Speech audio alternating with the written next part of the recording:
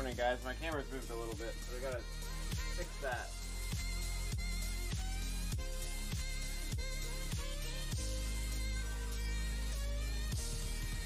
Alright. That's better.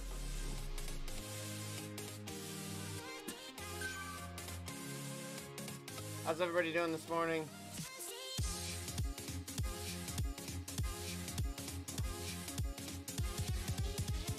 We got a little bit of mess of bikes here. Invincible. We are gonna watch WTRL racing today, and gonna get Swift Power open. We're gonna see how these guys do. Turn the music down a little bit. 14 seconds are gonna roll out of the pin, and that'll be the start of the race. Good morning. Turn off the speakers in the room. And here we go, rolling. Wheel Matt, what's up? We'll watch Leandro here for a minute. So this is, this was a longer race. I think it was 6 laps Innsbruck Ring. If I did the math, we were going to be a little over an hour. 30 miles, 50 maybe, K. Doing some testing yesterday, and my Zwift got flipped over to metric, and it stayed there. I haven't switched it back. 52 Ks today, and it looks like everybody's using their power-ups before they go through the line. According to Zwift Power, this is a no power-ups race, so no power-up race today. That'll be the last of the power-ups we see through this one. Just kind of checking out the stats of the race today. No power-ups. Nothing else special about it from what I can tell. Normal draft. Innsbruck Ring, so they've got that Innsbruck Ring kick every round. Some notable names in the race here. We're on Leandro here. I believe I see Igor Kops in there. That's another name we're used to seeing. It might be, Matt. It might be. You know, you bring that up, and I have to laugh because somebody asked me earlier this morning, "Hey, what are you racing today?" It's like, "Oh, I might do the Norseman. I'm not sure." Which I don't think I'm going to do the Norseman now. But they're like, "Oh, I'm saving a little bit for tomorrow. I don't want to do something that long." And I'm like, "Oh, yeah, I guess there is a big deal going on this weekend, isn't there?" I'm not that concerned with that. That may make me a bad guy for Zwift, but I'm not worried about my nationals. I'm going to race him. But I'm not going to chase him, I should say. So I'm going to race him, but I'm not going to chase him. So it'll be whatever I can get out of it in the morning. So it looks like Gavin Hughes is here from Team Type 1 as well. Oh, fun little race.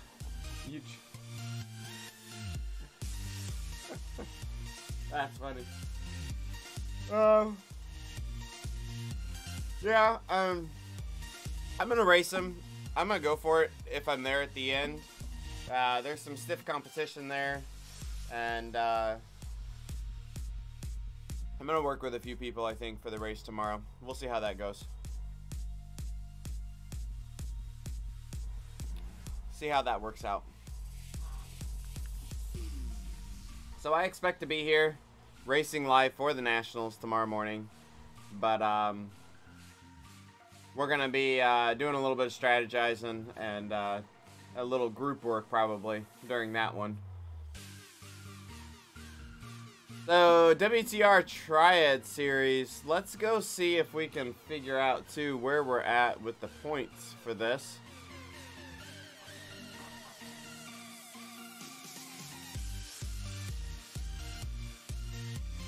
Let's see if I can find points.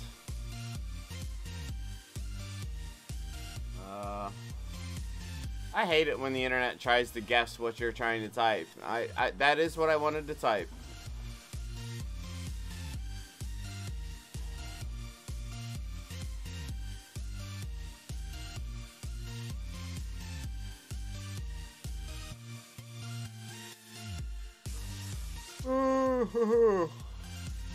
Ready more coffee, guys.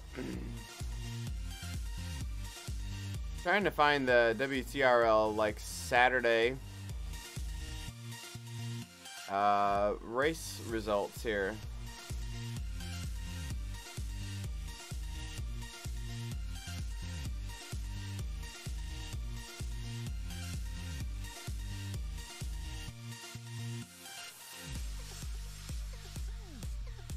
Not finding it. So the race is, they're coming up on the little downhill now. Not much going on at this point in the track.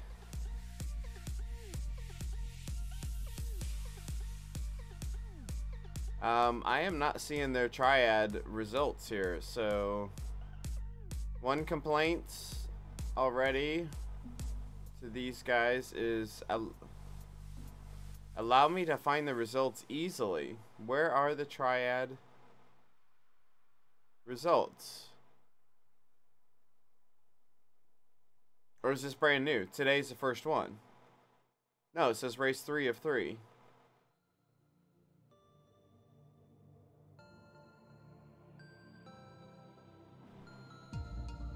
Swift Power Triad League for full GC. I didn't see a triad. Okay, so it's a series. Okay, it's a league.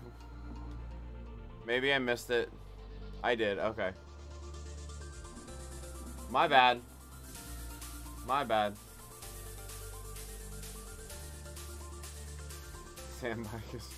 Sandbike is winning. Oh, is he here? I don't even think I follow him. I don't think he's here. Yeah, he is.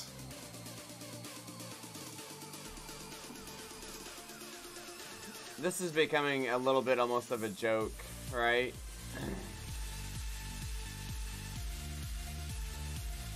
Some of this battle at the front of the pack is almost getting boring because it's getting out of hand, maybe? I don't know.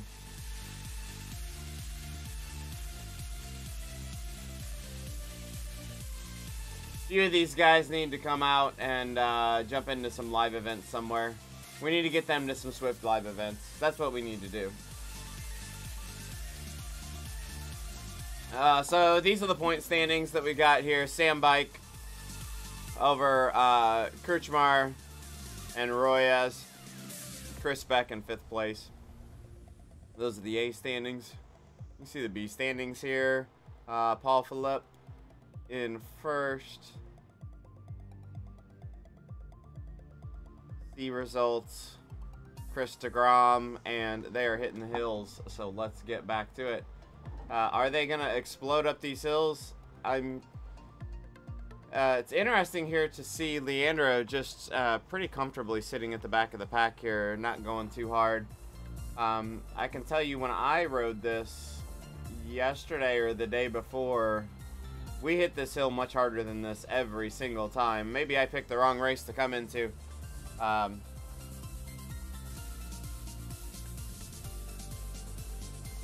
Kirchfield going for it though. Kirchfeld, I think this was 2nd place in the overall standings too.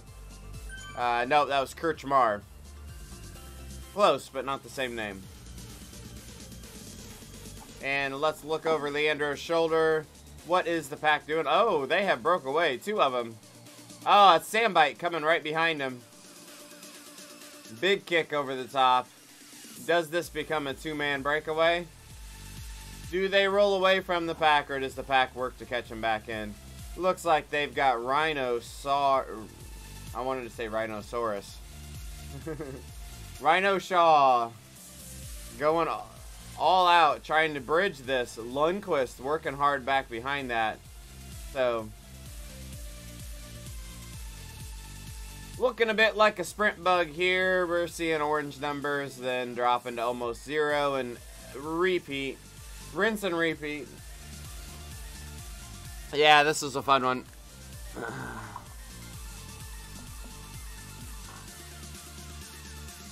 These are those things that make you go, huh, in a Zwift race.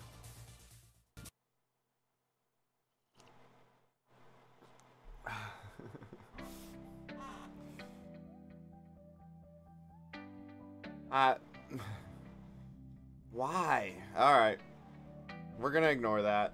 Whatever. They are coming back. Sam Bike, S. Brandlin, and Poison Dart rolling back to the pack.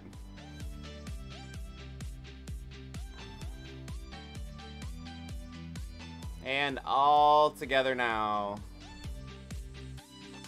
Let's hold hands for a lap. Let's see how things go. They're going to do 6 of these laps.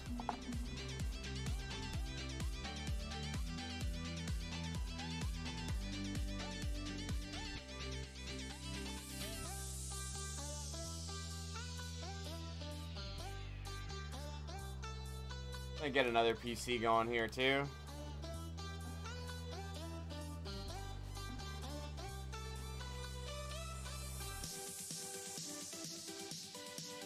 Gotta make sure I don't have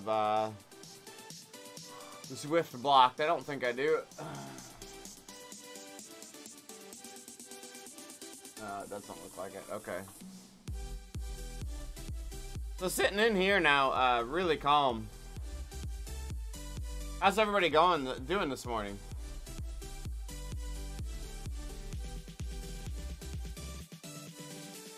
What do we want to talk about topics? So we got Nationals coming up. What do you guys think of the Nationals format in Britain? The UK Nationals, I think that's well, you guys let me know. What do you think about that? So they're going to do it's really just a qualifier for the live event tomorrow, or the online event tomorrow, and then once the qualifier is done, the top 10 are going to get invited to a live event to really settle the national champions.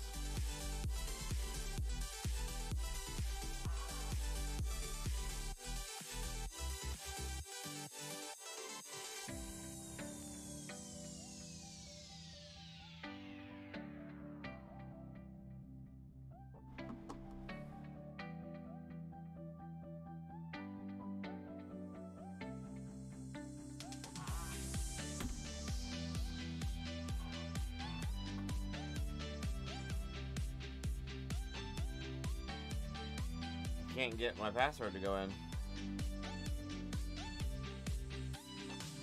Oh, I know. I've got my internet down. So I agree, it adds some legitimacy.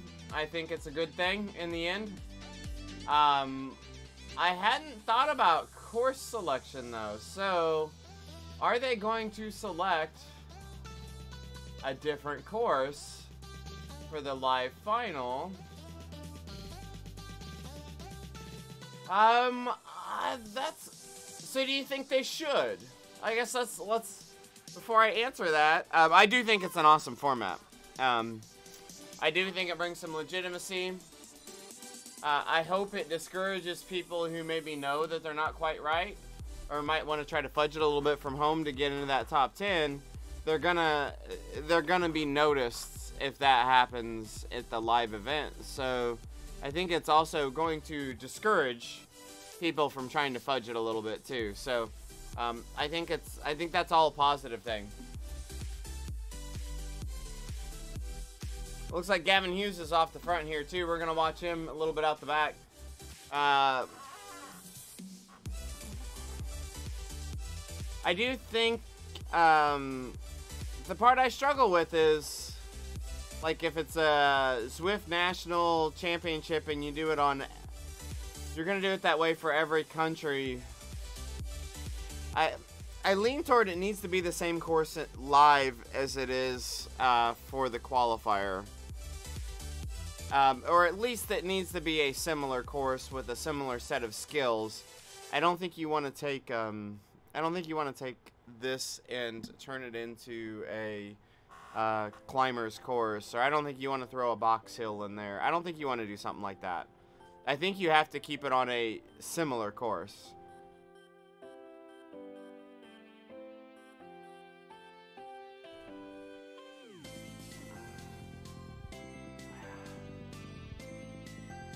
If you're going to have a best of 3, though, wouldn't you do that like you do a road championship and just award different jerseys? You're going to have a TT jersey and you're going to have a road jersey. And I don't know about the hill climb. I guess, do they do actual national... They do national championship hill climbs, but I don't know if it's the same type of thing. It's an interesting concept. Go forward, though. Leandro just bridged this, too, guys. I am watching this race. Leandro bridged this up to Gavin. There's more beer.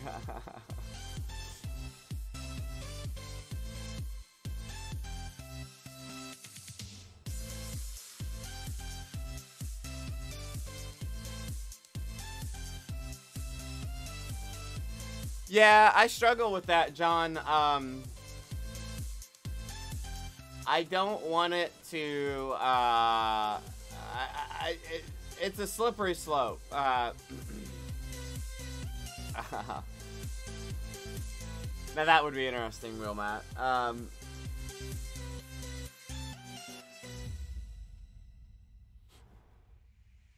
It's almost like you get one cheat. You got to pick the best one between.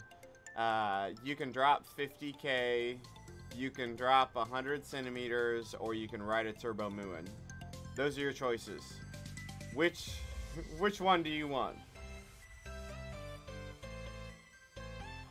I know which one I would take.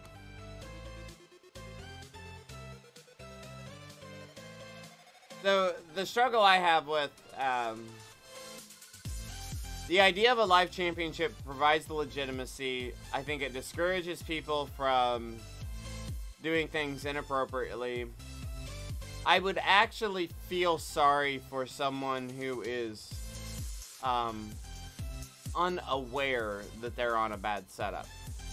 There are people out there that are misinformed, uninformed, uneducated on the problems of trainers and some of the different trainers that are out there. So I would feel really bad for somebody who shows up at a live event and is a dud and is misinformed, because they're going to be labeled as something they're not. They're going to be labeled as a cheater, and they're really not doing it with any malicious intent.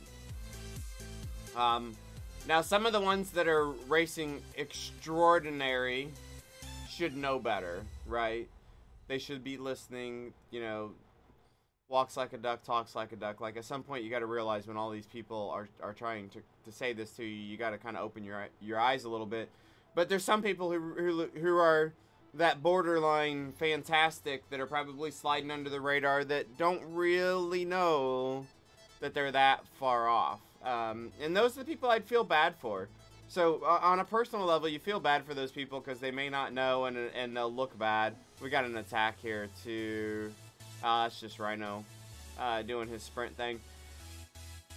But then on the other side of it too, from an organizer perspective, from British Cycling and Zwift, you don't want to put a... guys, this is where I struggle. We had this discussion the other day. You don't want to bury the problem. You don't want to ignore the problem. You don't want to act like it doesn't exist. But you also don't want it to slide into the spotlight of a major event.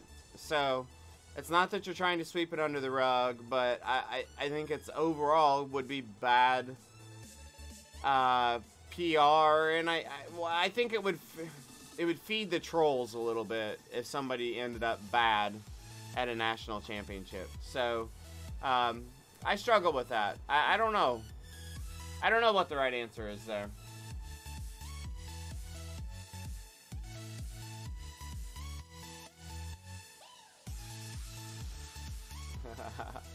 Yeah, I'll be honest with you guys. Before we did eCrit, they weren't real, how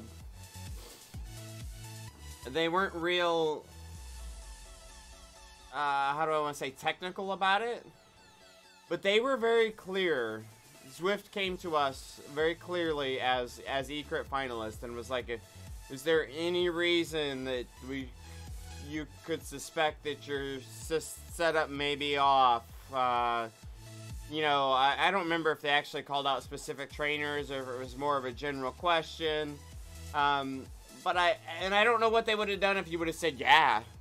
Maybe they just would have moved on down the line and just said, you know, we went deeper into our finalists due to, you know, riders, you know, not able to attend the live final or unavailability, or, you know, if they would have just kind of swept past it. I think they would have. I don't think they would have. I mean, they wouldn't have said these riders didn't come because they failed to meet qualifications due to trainer setup or something. I don't think they would have done that.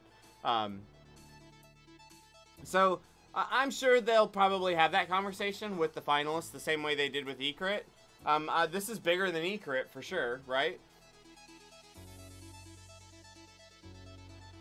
They're definitely paying attention to it on the KISS Super League. I mean, I'm involved there. I'm not afraid to say that they're paying attention to stuff like that in the Super League. So, yeah, I'll be curious to see how that works out. I hope it's a non-issue. I think it will be a non-issue, honestly. I think you might have a little bit of a shit show in the race, in some of these national races with bad setups and stuff. I think that's gonna happen on some of them. You're gonna have people trolling the race a little bit with bad setups. You're gonna have people misinformed. You're gonna have some Z power. You're gonna have some of that. But I think when it comes down to a final, I think they'll get it down to a good set of people. They came over the climb a second time. I don't know why. This race is just not that interesting to me today. 3 seconds off the back.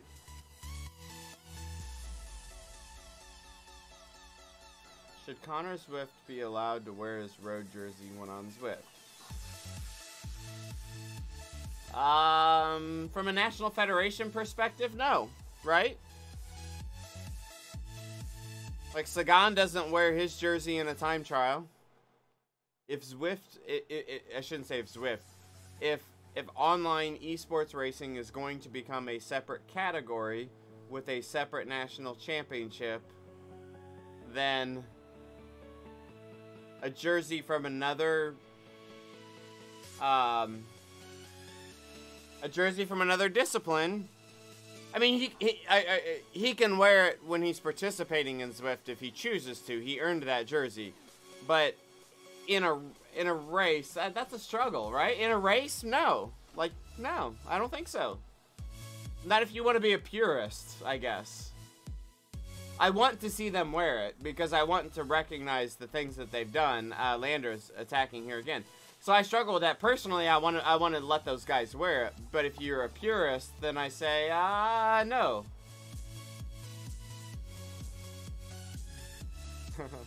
Was he wearing? I didn't pay attention. Was he wearing it? 5-second gap here by Leandro. I don't see Brandlin following this. Okay, in game. I don't know.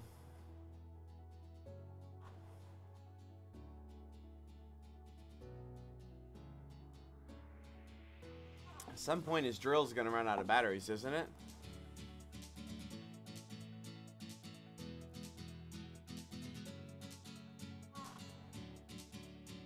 I'm opening Streamlabs to see if I can fix my YouTube counter here too.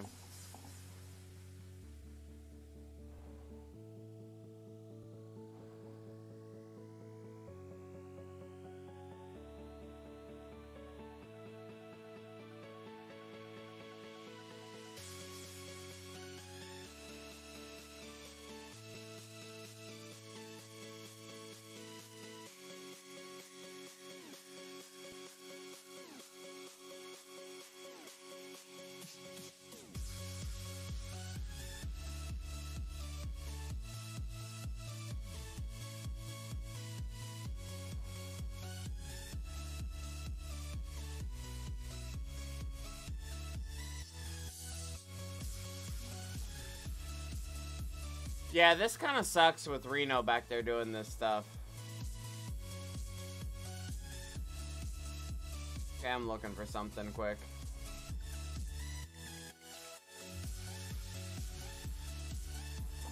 That's Streamlabs, okay. Why can't I see my widgets? Here we go.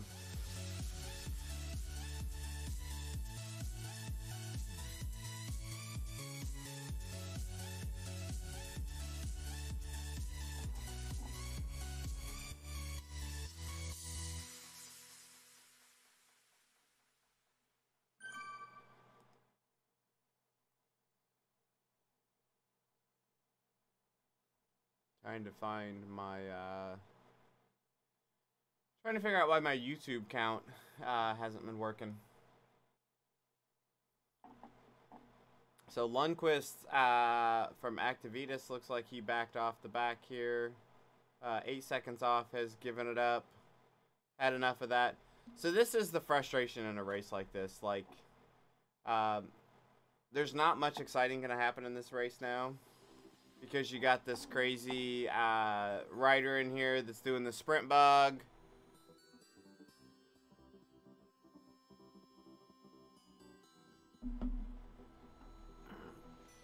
Actually, now that you say that, I am going to go flag him.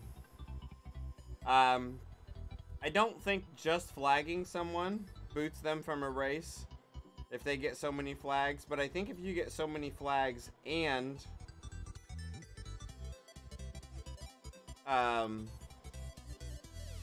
if you get so many flags and are going over certain power numbers, you will get a boot. So I seen somebody get a flag the other day. I get a cone of shame that was kind of solo. I think it was Leandro and Brandlin going up one of the mountains. I think Leandro got coned and Brandlin didn't. They were doing similar paces, and I think that was because there was too many flags that got flagged on one of those guys.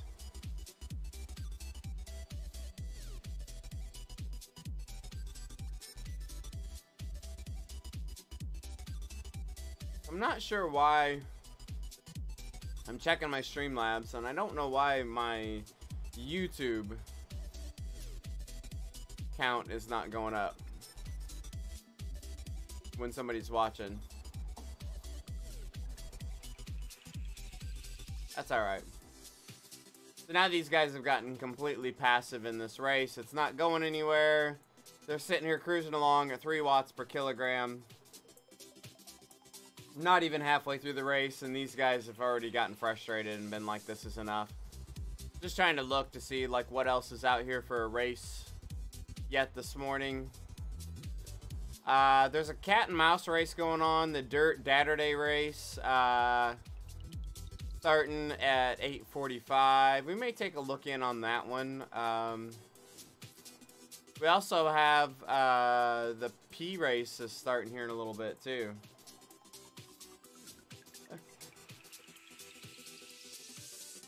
If you're gonna go drill, you gotta go plug in. Like, you depend on batteries. You're always charging them. They're gonna run dead in the middle of a race. And usually a half-inch drive drill is gonna be a little better. The typical 3/8 inch drive drill, that's not so good. Make sure it's got variable speed. You don't want an on-off switch. You want to be able to simulate regular riding, so you want that variability in there. I think that'll set you up, John.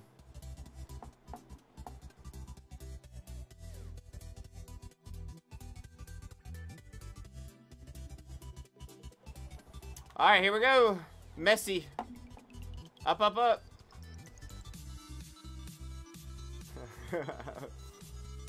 Just make sure you're not in the house with the moped.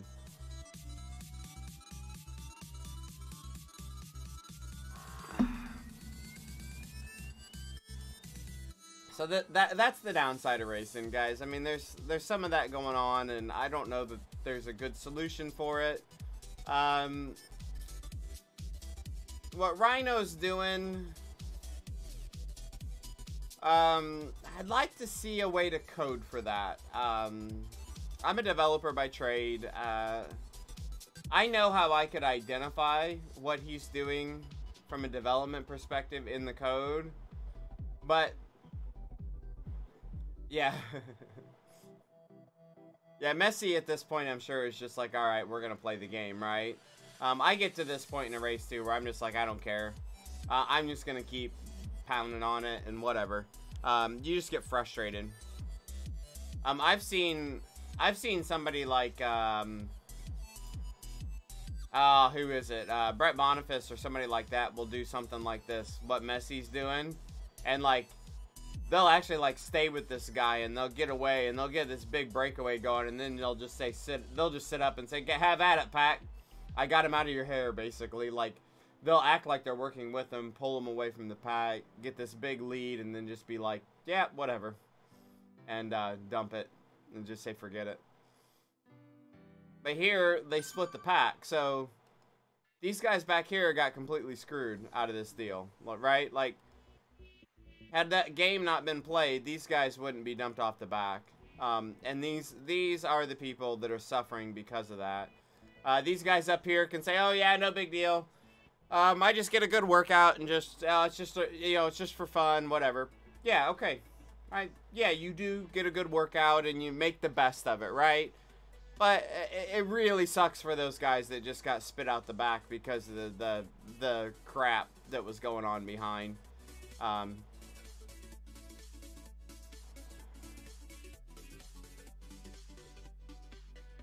So from a development perspective, I think you can identify what's going on here. Fairly reliable. The big thing that you're watching for here is the power numbers will stay for a period of time. It'll spin up and it'll stick at a number and then it'll drop out. The problem is that can happen in normal riding with power dropouts or the nature of certain devices that is not being done maliciously.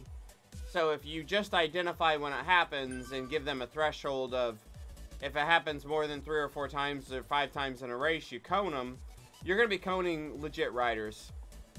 So if you're going to develop something to try to find that, if you're going to try to solve that issue, you've got to do it in a way that you're pretty positively identifying the people that are using it in a negative way versus the people that just happen to have that come up in the way they normally ride, and it's not being disruptive. Even if it's coming up innocently, if it's being disruptive, it still needs to be flagged, right? It's really easy to create on my setup, and I'm open and honest about that. My pedals,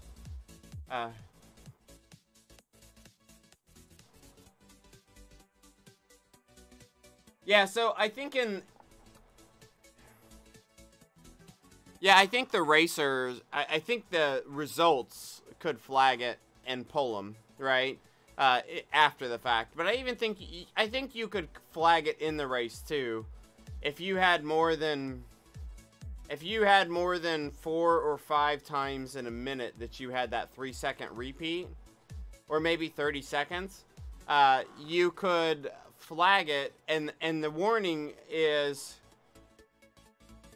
either you need to modify your pedal stroke and the way that you're applying power to your power meter, or you need to review your A&T plus reception, because that dropouts can cause that repeating power number for 3 seconds as well. But if you're having, let's say you're having 4 dropouts in 30 seconds, you're screwed anyway. So give him the warning, give him the cone, but do it in a polite way, right? Like, hey, I think you got a setup problem, not, hey, you're cheating. So I think there's some of that could happen. I think in post-race results, though, you definitely could identify it and put a threshold on it, at least for review, right? At least give the leaders easy visibility to say this person repeated power, and if you don't understand what that means, that's how you identify the bug. But if this person repeated power, you know, at least what, 40 times in a race, 30 times in a race, put a threshold on it, even if it's not an auto DQ, but it's a marker that an organizer can look at. Height is a big conversation right now. I know that there's code put in place that they can catch people that are changing their height now. So guys, don't mess with your setups. Race honestly. You won't get caught. It's no big deal. But if you're in there jacking with stuff, they know now. So big thing came out. Basically teaching you how to cheat, which I don't agree with teaching people how to cheat. I'm okay with pointing out flaws in the system, but to go as far as here is how you do it, I don't agree with that. But we don't all agree on that topic. But the reality was they put something in place that it's not an auto DQ that I know of, but it notifies the organizer when someone has changed their height during the event. So it's still an organizer's decision on how they want to handle that, but it's at least flagged. And I think that's the type of thing you need to put in place for something like this. And if some of these people start getting called out by it, then I think maybe they'll stop doing it, or it'll get dealt with. Like, this guy clearly is working hard. He's got a high heart rate, but it's just not right. It's not proper.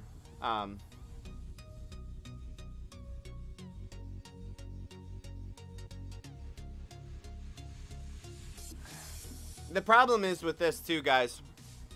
And John, I get what you're saying on the sprint thing. Someone can manipulate this, and this is where I'm struggling with how I address this, because I just got on my rant, is I don't want to teach people how to cheat. This can be used without it being really high flagrant numbers and still be used to your advantage. I'll leave it at that.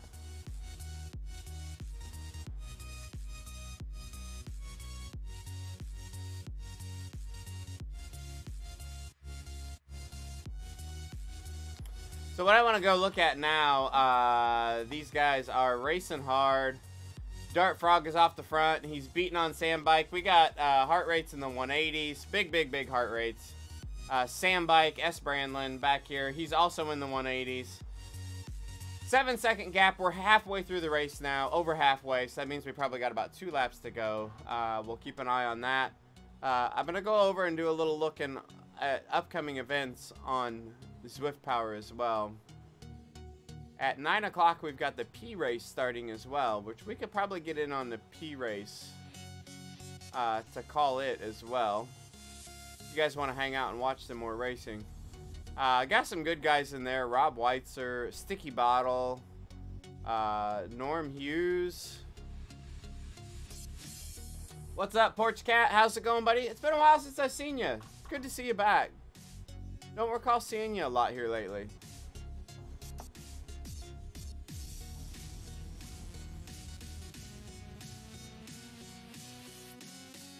Leander is still going hard off the front here, too.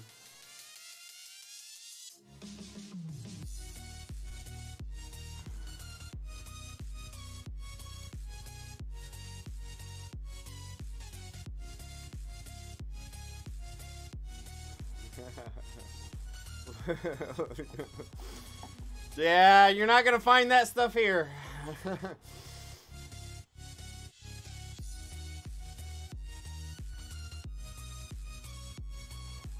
The cheating guide.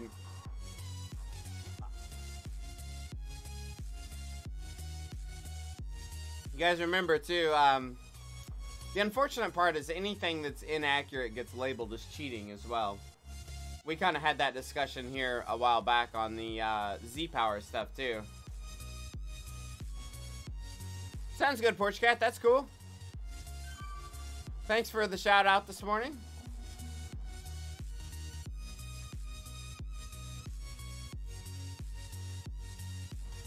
Leandro's got an odd pedaling style here too. If you watch him, you'll watch the numbers go big and then they drop.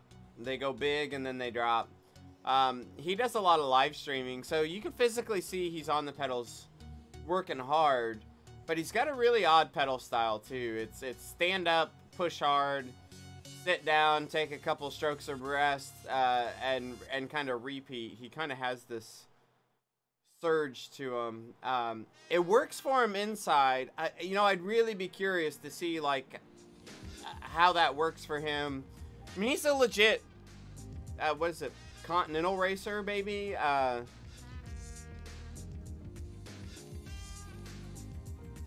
Yeah, I mean, I struggle with it because I don't see him doing anything malicious with it or anything like that. But it's really, really odd, the style. I couldn't do that anyway because it just would burn my legs up. But, so I don't know if it's a momentum thing, like it's the surge, rest, like if it's something in Zwift that like you don't scrub enough speed when you rest or what it is, but it does appear to work in their advantage.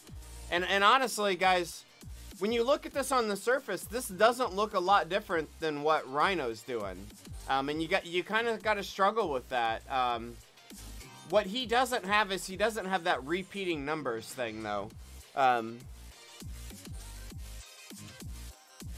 What I would like to see in a situation like this, what you have to be careful of is making sure that a style like this is still producing legitimate power. You don't want it to be overstating or over reporting your power. It's okay if that's how you ride because of the physics of the game and all of that. I'm okay with it. But if it's an overstatement of power by the style that you're using and it's a hardware thing, and it's not necessarily a blame thing or that I would be upset with the writer for it, but it needs to be solved if it's a hardware issue. If it's a software and a physics issue, then it's open game, I think, for everybody.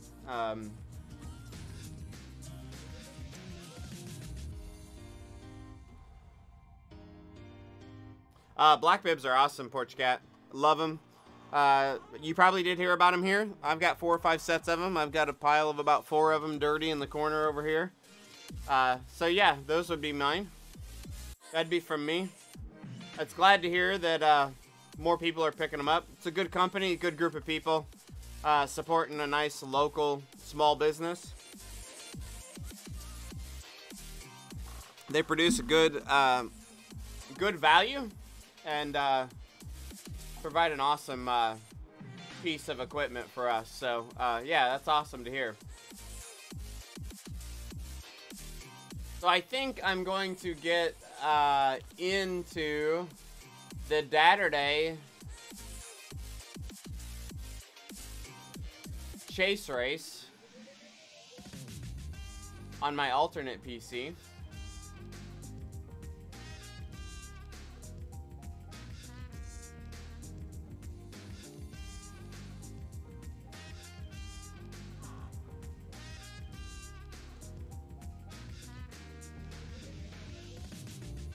Messi's going hard here, though. 191 beats per minute. We're going to jump into the Saturday race.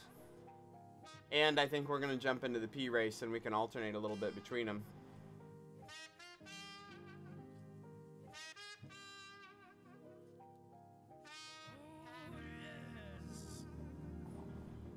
I'm just working on getting a little something set up here for that.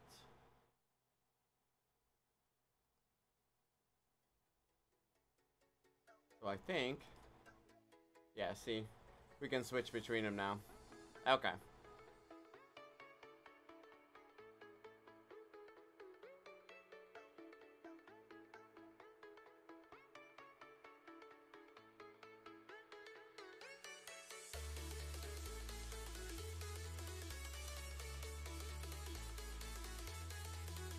Just trying to, get her set up here. Okay. We got 26 minutes before the Saturday A pack kicks off. A group kicks off out of the pin. And they're going to roll out of the pin about 5 or 10 minutes before the P race. This race should just be getting over. I think we'll roll right over to that. Just keep having some coffee and roll through a few races this morning. Probably come back later this afternoon and do some racing of my own. doing a little looking to see what's available. I will be home about 2 o'clock to do some racing this afternoon. So it looks like maybe at 3 o'clock we can do the Norseman. We might do the Norseman this afternoon rather than this morning. Have a nice relaxing morning coffee today. Relax until lunchtime and then hit the Norseman this afternoon, I think, is maybe what we'll do.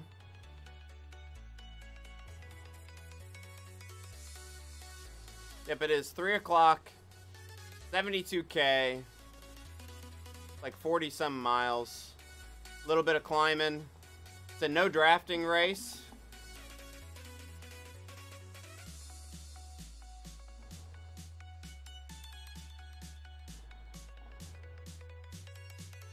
Anything else exciting going on in the Zwift world right now? Like all things Zwift. Did everybody see the massive outbreak of new hats being distributed? So the cone of accomplishment was handed out on Richmond to about 20 riders earlier in the week.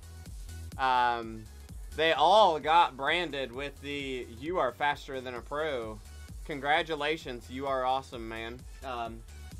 I was really surprised by the pace that they were able to put out in that race, not being double draft to get the cone.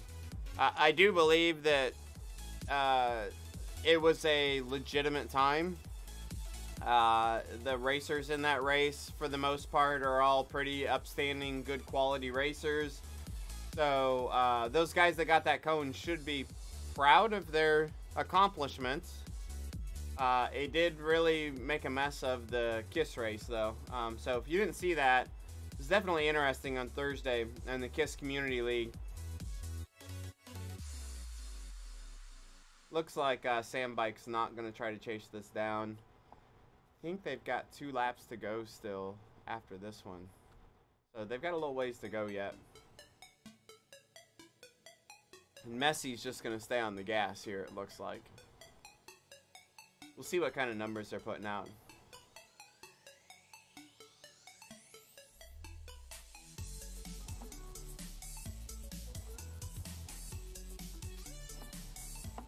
So, we got to go to the live tab here. Live tab, Messi's holding about a 5.3 average for the race. Current heart rate 182. Gavin Hughes, looks like that. Well, Sam Bike's the next one at 5.0. So these guys aren't putting out crazy numbers. These are numbers that these guys are more than capable of holding for the entire race. Nothing too out of this world here going on. You can see it's really shrunk the pack, though. You're down to about 4 or 5 riders here in this chase pack. They're all working hard. They're all doing 4, 5, or above, except for Igor. Igor is just sitting in at 4.0. Being a little bit heavier guy, he's able to hold a little bit lower overall watts per kilogram. Looks like everybody in this front pack is labeled as an A+ racer, which means that they have a FTP over 4.6 watts per kilogram. So, tough warm-up for the Nationals. Let's work. Yeah, work. Go after it. He's got a minute. He's got a minute gap on him. So, and I know this is going to be a controversial topic that I'm going to say here, but I don't think this breakaway happens in real life like this. If you look at the power up here, look at the raw power of Reichert here at 341 for the race. And you look at the raw power of Messi at 328 for the race. In real life, does a guy holding 328 average watts ride away from a pack of 4 when one of those guys is averaging 341 watts on a flat course? This is a flat course. They've got the one little kicker. The one little kicker can create gaps. So even if they all rode completely steady pace and one of them attacks that climb, I don't think you I don't think you open that gap. The light guys are gonna not like me for saying that, because it sounds like I want them to have a disadvantage, but it doesn't feel consistent with real life for me in that aspect. Just an observation, looking at it, you know, looking at the numbers. I don't dwell on that too much, but Sandbike and Reichert have both held as much or more average watts than Leandro. And a pack of 4 versus a pack of 1. Being a time trial guy, and none of these guys are big. 76 kilograms, 67 kilograms, and then Leandro's 61. So Leandro's going to have the potential for being a little less coefficient of drag or a little less drag on his body because he's a little bit smaller guy. But it doesn't make up for 20 watts or 30 watts in overall power. That part, I struggle with that a little bit in Zwift. The CDA, other people though, they come. I don't know. I would be curious in Zwift if weight has anything to do with the CDA. This comes down to that whole height debate too, because like some people were saying like and maybe this is the result of it, that the height, the penalty for being taller, they say is too big, because a good rider can get a pretty vertical, horizontal back. They can get pretty aero, just like a short rider can, and the watts difference isn't that much. And I kind of agree with that in general. From my TT experience, there's tall guys that can get really aero still. Now, you can argue that the average tall rider isn't going to be able to get in as aero as the average short rider, and I agree with that too, right? So, but the reality of it is, Zwift from the beginning has seemed to offer the physics of best case scenario. So it's a little faster than you would typically be in real life, because it's perfect roads and perfect conditions and all of that. So if you're going to build your roads perfectly smooth, and you're going to build your bikes to be perfect conditions as far as aero and pace, and you're going to allow somebody to ride at 22 miles an hour with a 200 watt average because it's perfect conditions, then you should also assume that the rider is holding a perfect position too. And a perfect position for a tall rider is not a big penalty over a perfect position for a short rider. So I think the penalty for height might be too much. I'd be curious about that. And I'd also wonder, in a situation like we see right here between Sandbike and Leandro, is Leandro's advantage here because of height or because of weight? If you made Leandro the same height as the other riders in this race, would that bring him back? Or is it just the weight? And that I don't know. I don't even know how tall Leandro is. I'm going here to look. 168 centimeters. I don't know how tall that is. I don't know centimeters versus others. But he's 168. Sandbike doesn't even have a height yet in Zwift Power. Reichert is 176, so Reichert's 8 centimeters taller, so Reichert's probably closer to me, right? He's 5'10", 5'9", a few inches taller. Honestly, Wheelmat, I didn't watch the video. of the height thing. I don't know the exact number. So if it's 2 minutes in a 40-minute effort, how big of a gap, how big of a difference in height was that comparison? That is a lot. And I have to tell you, in real life, I get frustrated because there are big guys that are kicking my ass in time trials. They have a little bit more, they have more raw watts than me because they're bigger, right? They got a bigger frame, they got more weight, they're carrying more muscle mass. So they are stronger guys, but they're also very aero, so they don't have a big aero penalty, but they can hold a raw watt of maybe 360 for a time trial versus my 320, and they annihilate me.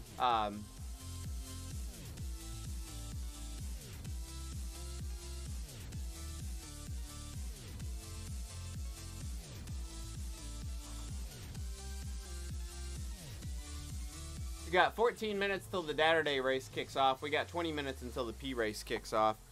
We're gonna keep an eye on to see who's in each one of these races.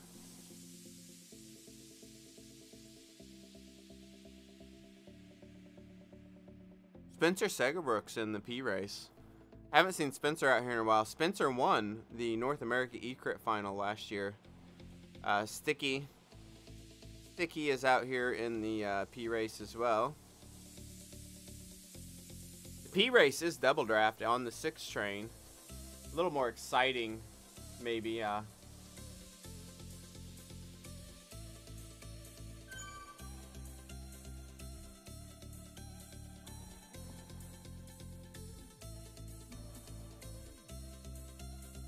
While I'm in here, I need to clean up my profile. I got about 10 too many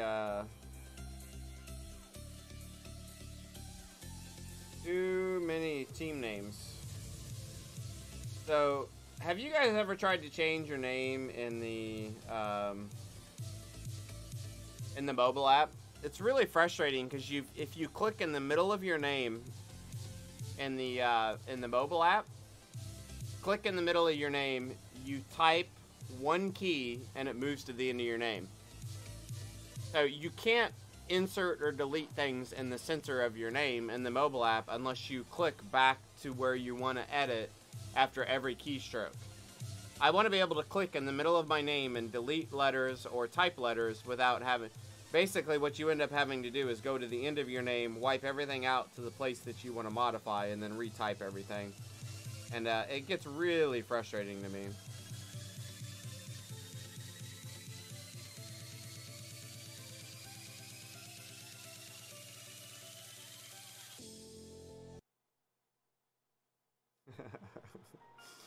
Ouch.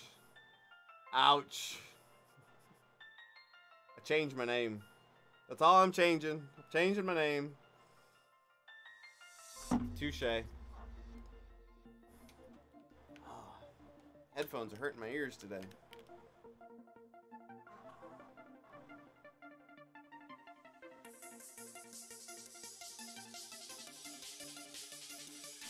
Minute 14 gap now.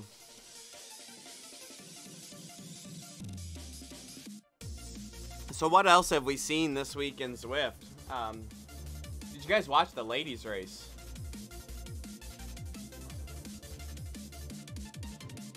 Ladies race was big. It was probably one of the better races I've seen on Zwift in a long time. It got a little bit strung out. It was fun to watch.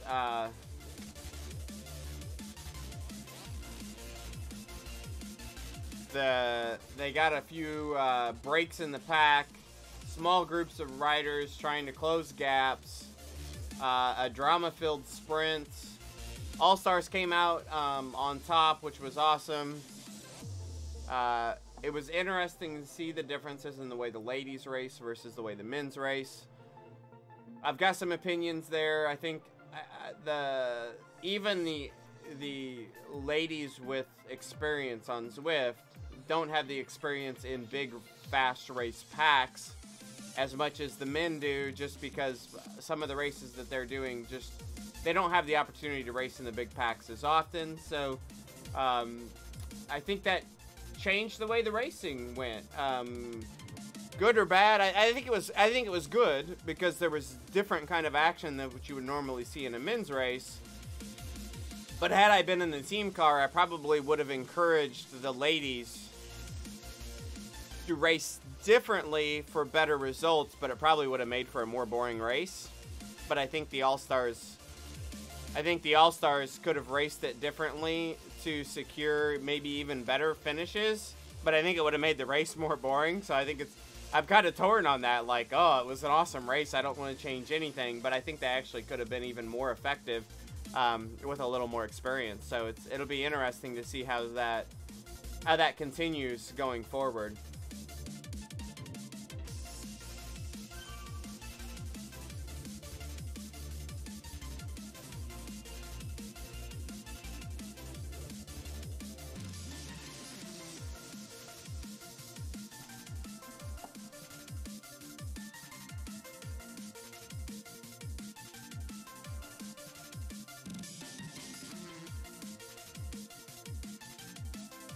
I believe they're on the last lap here.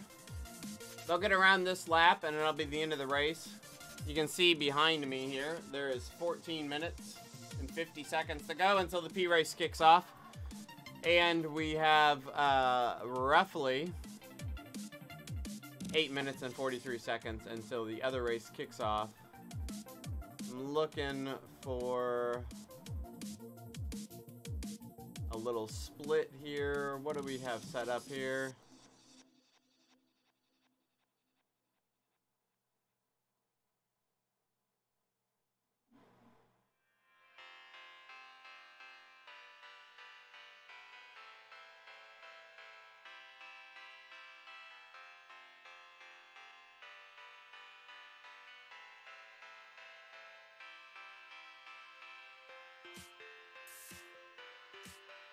We do have a little bit of a split setup ready to go here.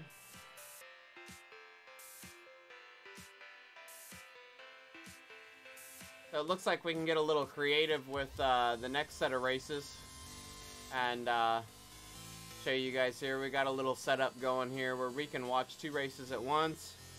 Not sure I'm going to be able to keep a guy moving in the Saturday chase race, so we'll see how that goes on Innsbruck Ring. I don't know if Innsbruck Ring's a live course today or not. If Innsbruck Ring's a live course, we may struggle keeping a hold of that one versus the New York course, but we'll see how that goes. Because I don't have a simulator running on the other machine to lock that one in that way. So, but we do have multiple courses, multiple races queued up to keep watching. I got nothing to do here for a while, so we'll stay here. We'll keep watching races. I don't feel like getting on the bike this morning, so we'll keep watching this. Maybe we'll get a little more excitement going on in the next round of races between the P races and the Saturday race. Leandro's hammering this one home. He's going to come across the start-finish line here in just a minute. I'm probably going to close this. I'm going to close this Swift instance and reopen it to join the P race. Just because if I just click join event down here in the bottom corner, it's going to save this out to my Strava, and I don't want to do that. I don't want to be inflating my miles or uploading rides that aren't really rides. Because my guy is moving on course. Curious to see here on the last lap. Looks like Gavin Hughes is getting a little bit of a gap with Cops. They're reacting to this, so we can bring it home with these 4 guys. Last lap, about 2 miles to go. They're going to go down this little bit of downhill.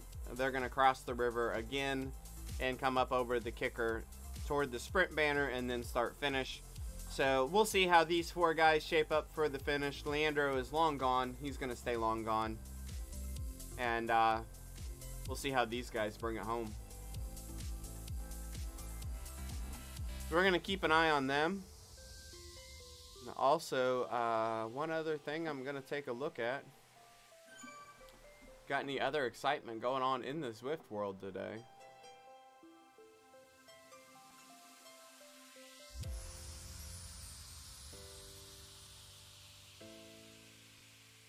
We do have 74 Green is streaming the WTRL race right now, as well as Leandro.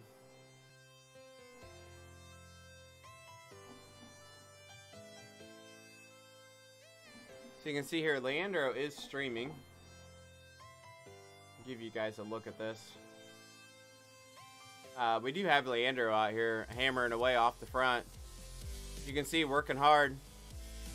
Got his scarf going, his new indoor specialist stuff. So if you guys don't know, a few of these guys that used to be on Team Draft have swapped over to the indoor specialist team. I'm not seeing anything going on in the actual race right now, so we're going to watch Leandro go up this climb. You'll see he does a lot of riding out of the saddle. He's up out of the saddle, kicking hard, really working hard to get up this climb. There's no doubt he's doing a lot of work here on the trainer,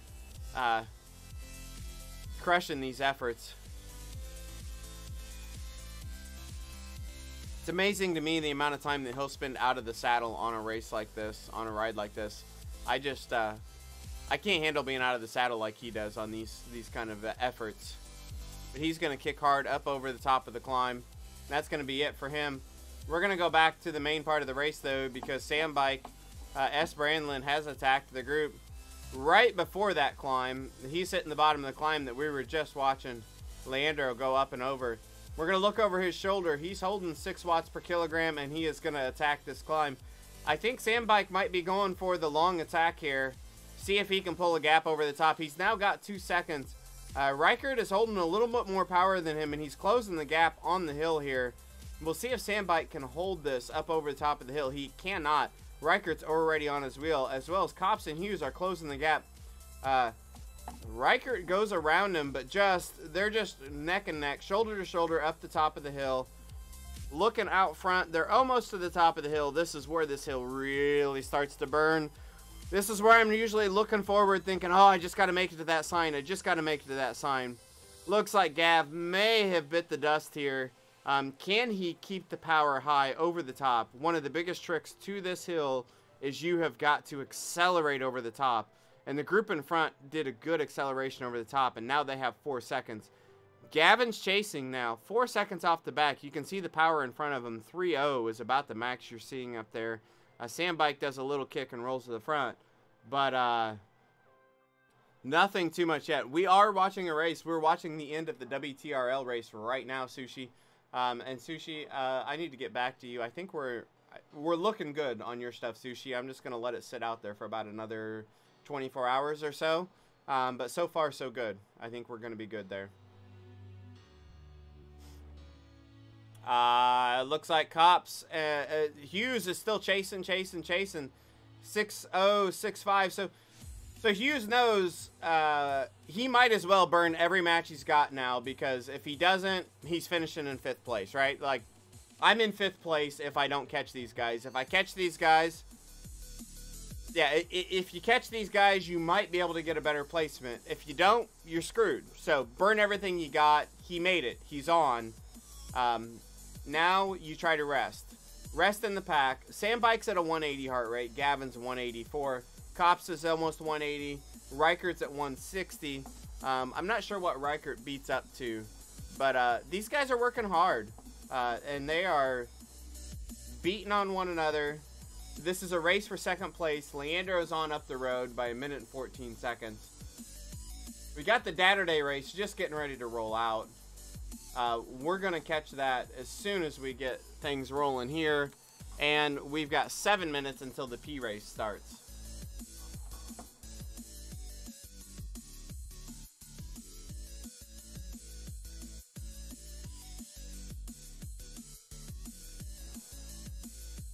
Right now, they are just playing with one another.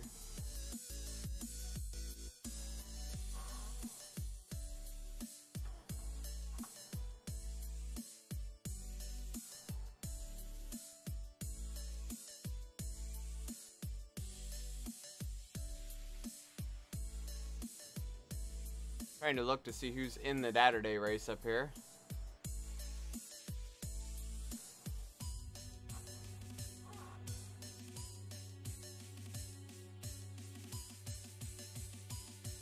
So the Saturday race is a cat and mouse style race, so it's not going to have a lot of the attacks and things like that. It's going to all be about chasing the gaps in front. So we'll keep a little bit of an eye on that on the side. Looks like Matt Brandt, some of the indoor specialist guys are over there racing that. These guys are coming up to the finale, though. We got 1K to go. So we're going to make sure we are paying attention to what's going on here for now. We did grabbed a hold of the guys over there in the Saturday race. So we're going to keep an eye on them. And as they roll out here on Innsbruck Ring, nobody wants to go. This is a no power-up sprint here. So who's got the big sprint? Now, I know Sam Bike. S. Brandlin's got a huge sprint. We'll see how he goes.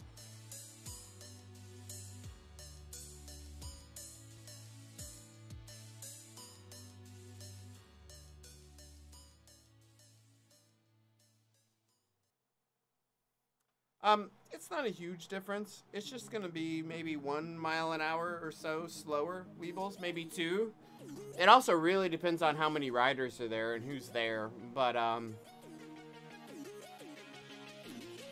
you can probably get an idea just what's the total distance. Here we go. We got a kick. Sorry, I missed the kick there. Sandbike is trying to close the gap with Cops. Cops got the gap, but he has got a long way to go, and Sandbike is reeling him in, and there he is going to come around. Sandbike just has a killer kick at the end, but Reichert is coming too. Reichert is coming on, and he is going to get around Cops at the line. Is he? I think he did. He got around Cops at the line, so I believe it was Sandbike, Reichert, Cops is your finishing order 2nd through 4th. Gavin being 5th, and Leandro takes the win. So, good race by Leandro. What would be the total mileage of that, Weebles? I can, with the total miles, I can probably give you a good idea of what's going on there.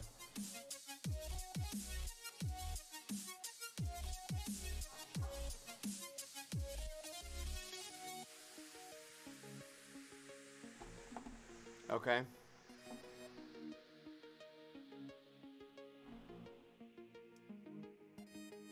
Which race is it? The afternoon tea? Okay. We'll take a look real quick. I can usually get a pretty good idea what your finish time is going to be.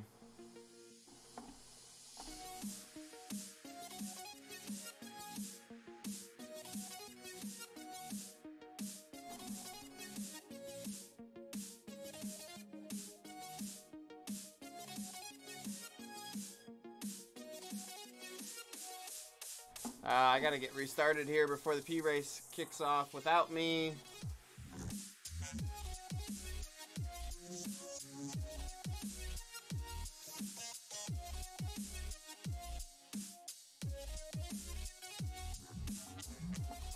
And we have, you can see this is a cat and mouse style race that we're watching now.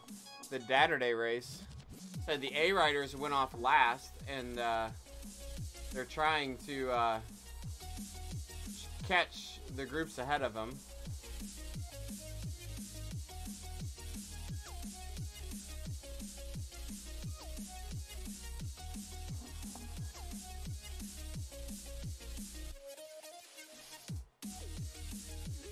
Alright, we're getting loaded up here.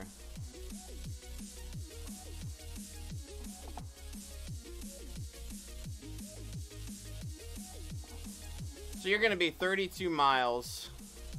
I think you're going to be somewhere around an hour 15. You're going to be at hour 10, hour 15, I think, on that one.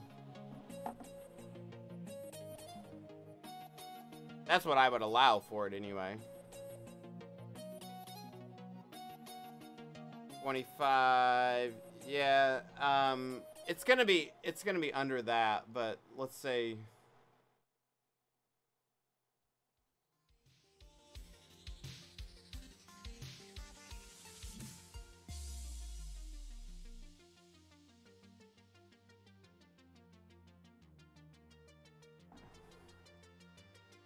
It'll be under 120.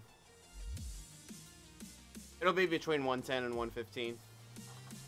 It could be a little under 110 if they go stupid hard. But I would say I'd be pretty confident it's going to be under 115. At 115,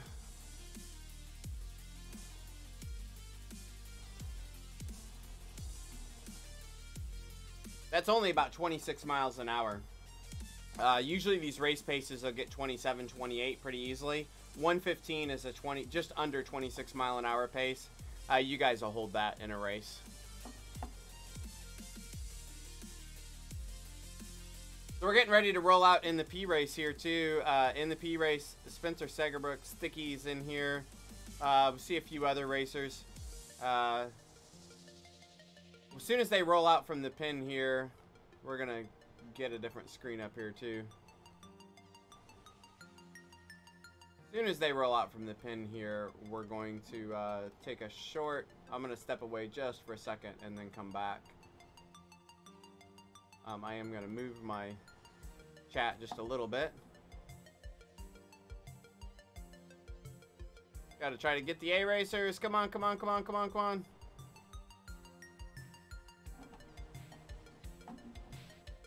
Where's all the noise coming from? Oh, I know where it's coming from.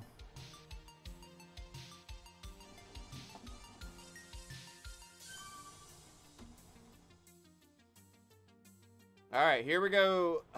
Kicking off this race. Spencer, we'll watch Spencer here for a minute. We're going to leave it on here, guys. I'll be back in just a minute. And we'll watch both of these races and chat a little more.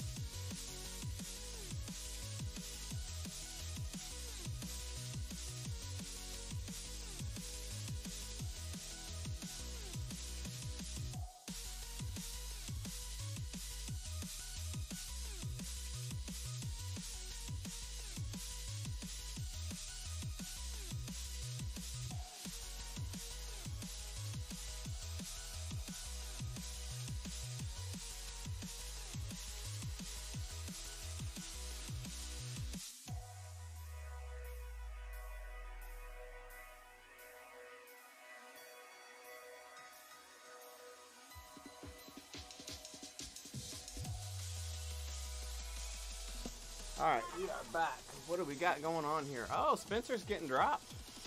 Got a little sneaky here, didn't it? Switching over to earbuds. those headphones get on my nerves after a while.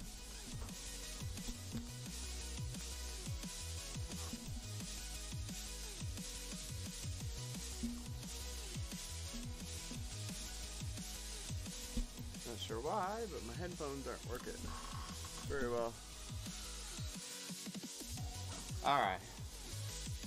We are back, and what do we want to watch closely here? Let's transition to this one a little bit. The Saturday race they did, though, let's not ignore this. Up in the upper left-hand side, they have caught a few, it looks like, of the C racers in that pack. They are working hard, so they have already reeled in some C racers. Not sure if they are catching anything ahead of that yet. We're gonna go check that out on the Zwift Power live results. See if we can tell. Okay, the A riders have started moving through the C riders, but the B riders have already overcome the C riders, so they're chasing down the B's now. Not sure how far up the road. They look a little bit disorganized in that upper left-hand quadrant. A little bit disorganized in that race, but we'll see how they go here over time. In the lower right now, watching, this is a 6-train, I think, race. T-race. We're going to go look at what overall distances are for these races. It's 26 kilometers of the Innsbruck ring. So only 3 laps for the Saturday race that we're watching up there. And the P race is 46 kilometers. So we got a little bit to go on that one. 7 laps of the 6 train for the P race. We got a long way to go on that one.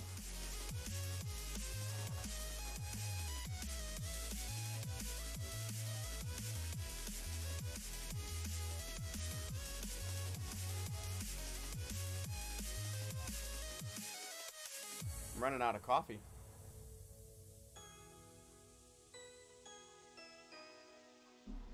It's going to be a problem.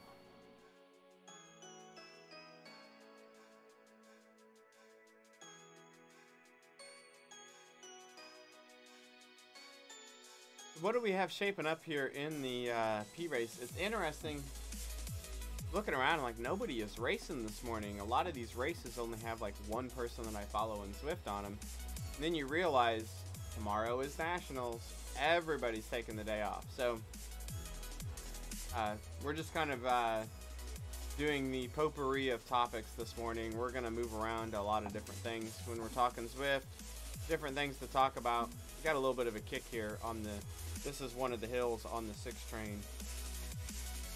So my negative on the Nationals. We talked about the Nationals, the UK Nationals already. I think it's a positive thing that they've got live finals. I think that's a step in the right direction. Those are good things. One of the negatives to Nationals to me is don't put them on a Sunday morning. Please don't put them on a Sunday morning. Put them on a Saturday morning. Indoor cycling, to me, one of the big things about indoor cycling is the ability to have flexibility in your training, to be able to train regardless of weather, things like that. And I think part of that is when you're home from work, typically, you know, not everybody has the weekends off, but most people have weekends off. Most people are going to prefer to race on a Saturday morning, not a Sunday morning. You race on a Saturday morning, you can still use Sunday as a training day. If you race on a Sunday morning, you've taken the whole weekend away from training. So, except for the people that maybe make Zwift their only focus, Zwift racing their only focus in riding. But even me, I mean, most of my riding, all of my riding pretty much is indoors. All of my competing is pretty much indoors at the moment. But I'm still frustrated if I have to take a light day on a Saturday. I've got all day to ride on a Saturday. I want to put in long rides. I want to go deep. I want to really put some fatigue and some training load into my legs on a Saturday. You make a huge race on a Sunday morning, you've taken my Saturday away from me. You've not only taken away training time from the riders, but you've also taken away time that people are on your platform. So you've lessened, it's like you're almost reducing your own numbers. So I would be curious to see, and there's probably no way you could ever really study this, but if you did something like nationals on a Saturday versus a Sunday, I actually believe that they would probably, over the Saturday and Sunday, they will probably see more miles done, more time on the system, more people logged in if they did nationals on Saturday morning and people could still train all weekend versus doing nationals on a Sunday morning, and people are going to take Saturday light. They're going to take Saturday off. They're going to do less. So I would like to see Zwift reconsider the timing of some of this stuff.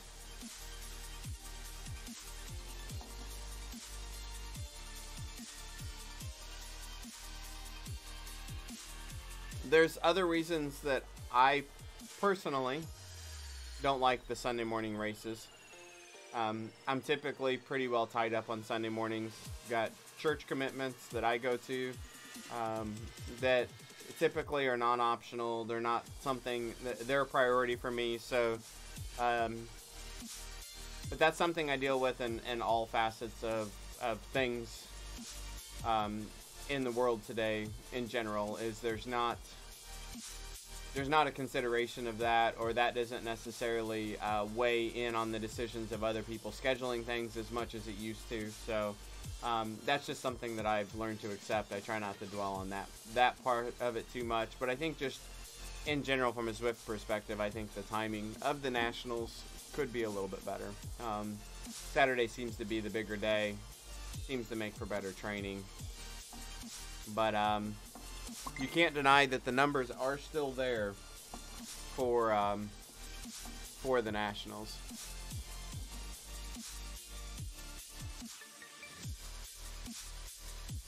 So was anybody here yesterday for the turbo racing? You're looking up above too. If you're watching the upper left-hand side of the screen, we got pack racing going on in the lower right. Doesn't look like there's much going on there. The upper left-hand side, we've got the Datter Day race. Looks like they're about 30 seconds from catching the bees up there. Working hard.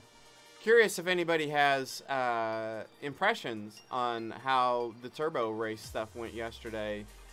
Feedback on that. I felt like it was a fun race for me to do. I enjoyed it. From a racer perspective, I watched it back on stream, and it was a little unclear kind of what was going on a little bit during the race, because you were really just watching my perspective, and it was something new, and so it might have been a little confusing about what the different race formats were until I kind of explained them in that. So, but if there was an official stream to it, I felt like it was good racing to watch.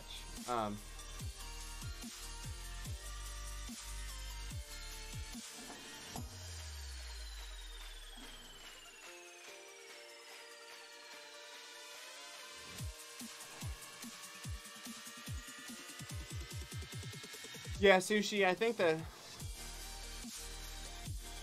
the coverage would be challenging. They'd have to, you may not be able to watch every single race the entire time, right? Like you'd have to have a watcher on every race that's kind of recording and maybe play recorded finishes of the sprints at the end of them, or the big selections if somebody breaks away or something. So you kind of have to have almost like a live editing room, right, to put that stuff together real quick for you, replays of finishes, things like that, to pull the highlights out quickly. So I think you're right there. I think it would be a little bit of a challenge to cover live, especially if you got a lot of it going on. I think you have to keep your numbers down in a format like that. I think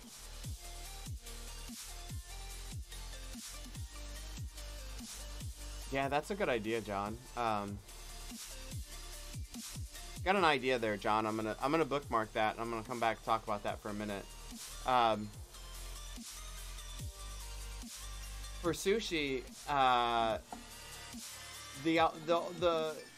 the cycle view idea that CVR was using for their racing previous seasons, I think would be really cool type concept for the turbo style racing, right? So you could select who you want to watch. If you had 8 people participating in a turbo race for the day, if you had all 8 streams available to you, and then maybe a 9th commentating stream, I think that'd be really cool to kind of have that whole thing. Just the race, like, and it's a race that I've created in my head, you know. But you have to step away from it. So on the I'm trying to watch what's going on. So we're coming. Yeah, exactly, Sushi. Like a lot of the tournaments that I watch, not for Fortnite, but I watch a lot of PUBG, and I've watched a little bit of Apex lately. They're usually streamer tournaments, so everyone that's in the tournament is streaming, and you can go look at individual streamers and watch individual matches. The Saturday race is coming through the BPAC now. They still got some guys to check, but they're to chase, but they are coming through the BPAC now, and we'll see what they've got up the road from them yet.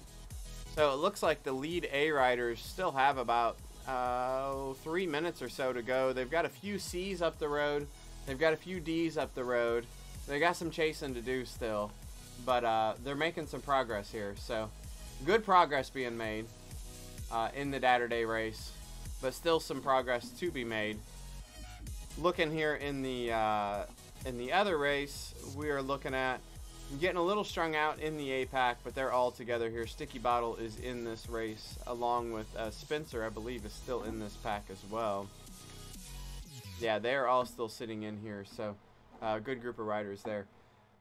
Back to John's comment on being able to make brackets and tournaments and one-on-one 2v2. So I'm trying to think of the name of the website now. So there was a website out there. I think it's still out there. They were using it some for PUBG, and I think some other games have used it too. But it's basically a website, a third-party website that allows people to register for leagues or for events or for tournaments or competitions that you could construct, and it would essentially create the pairings or create the games. It would create the group of people, however size that needed to be. It would create the group, and when it got the group full to meet the conditions through an API, it would create the custom game in whatever game you're doing, and it would give you like a unique password or whatever to go join the custom game in the custom game module within the game. And then that same website would get the results back from the API of the game.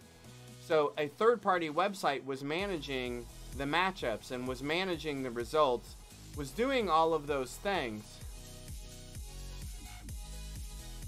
Right, so and part of that, Sushi, that and I've talked about that before too.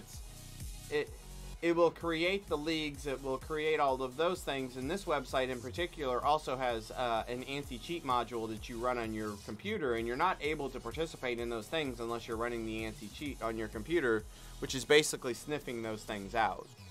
Just a second, guys.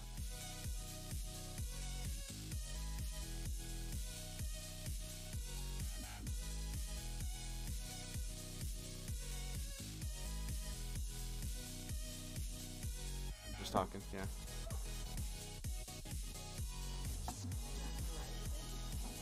Later.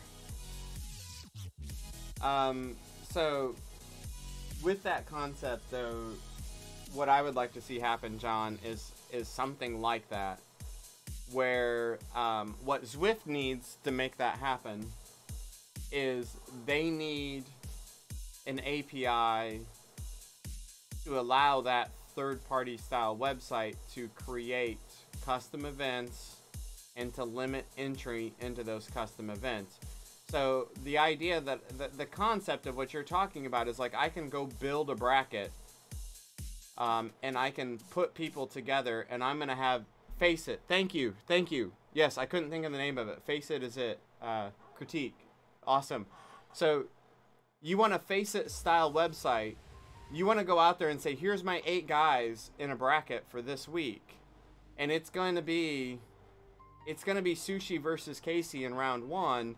And it's going to give me and Sushi each the event that we should join, and it creates the event in Zwift. It's specific to us. We join the event, we compete in it. When it's complete, the website gets that information back in the Face It, determines the winner, and moves to the next one. So we'll have to try that sometime, Sushi. So I think that third party, if Zwift doesn't want to build it into the game, what Zwift needs to build in is the API hook to create the events and to limit the entrance into the events.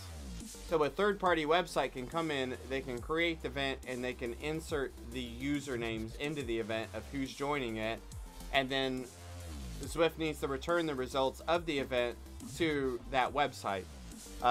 That's the basics of what Zwift would need to do to allow that, and then somebody else needs to invest in the third-party website to build that. So the anti-cheat side of it, to me, there's 2 pieces to it. The anti-cheat side is actually a conversation that I've had a lot with some people in Zwift, in the Zwift community as well. So I think for building the custom games, building the custom events, matching people up, I think that would be a great third-party implementation, assuming HQ could build the platform to allow them to do that. Thanks for the follow, buddy. I appreciate that. So it requires, if Zwift HQ doesn't want to manage that on their own, they could team up with a third-party website to do that.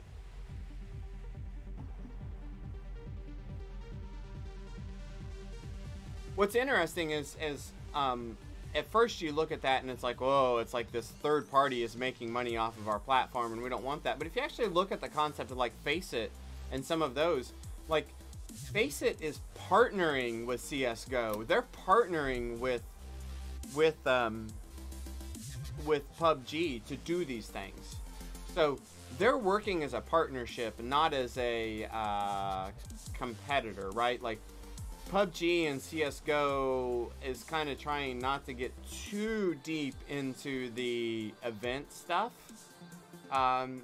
But they're partnering with a lot of these other things like the Twitch Rivals and Face It and those types of things to have that type of competition. Hold on just a second, guys.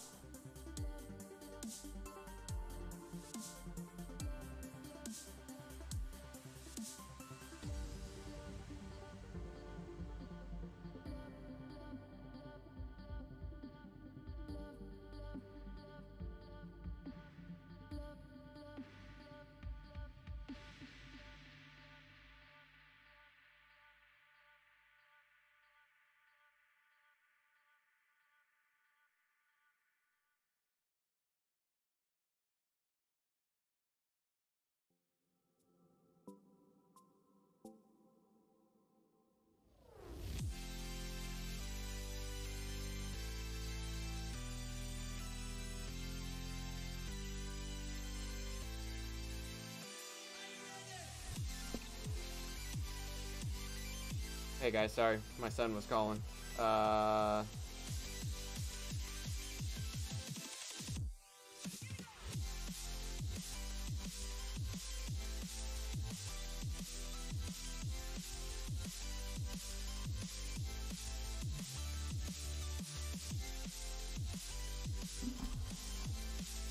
So, Zwift just needs to give control to someone to pick it up. I have nothing against the Zwift Power guys. I think they're doing great work and all that, but I don't think this is a job for Zwift Power. Unless Zwift Power is started as a group of volunteers. It's guys doing this because they have a passion for racing, all of that. Like I said, I think they're doing good stuff in that, but I don't know that they've got, like, the Face It kind of stuff. It's a little bigger than that. So I think those guys are gonna, if it's something that they do through Zwift Power, I think it's got to grow a little bit more.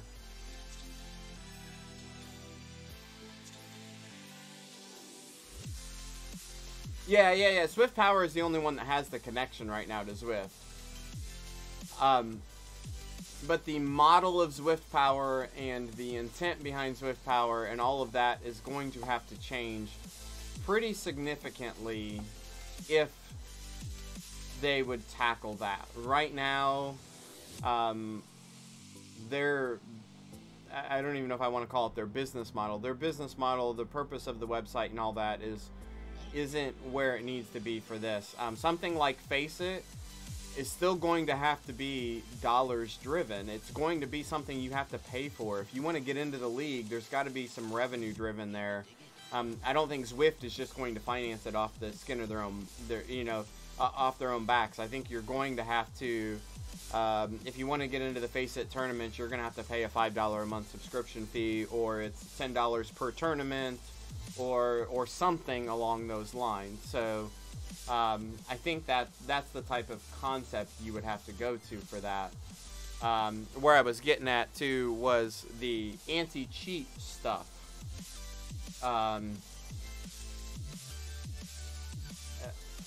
The Face It has the anti-cheat built in, and I would love to see the anti-cheat built into a system like that, but I would also love to see the anti-cheat be a independent thing as well.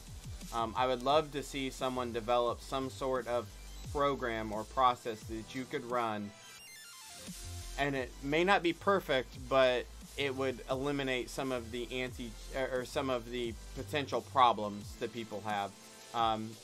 And I know a lot of the kickback that I get when I start talking about this is, well, they can't catch everything, and I agree, they can't catch everything.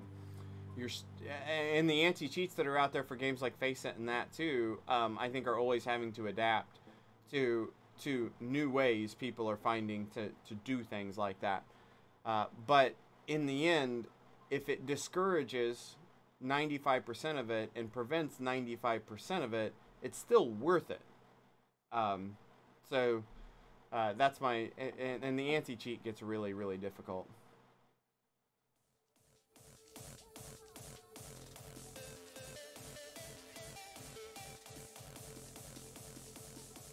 Yeah, and I don't think it has to be, like, PUBG doesn't open custom servers, so, like, you can't do a LAN game of PUBG, right? They don't want to open up their server code, but they do, and I'm going to transition, guys. This is the end.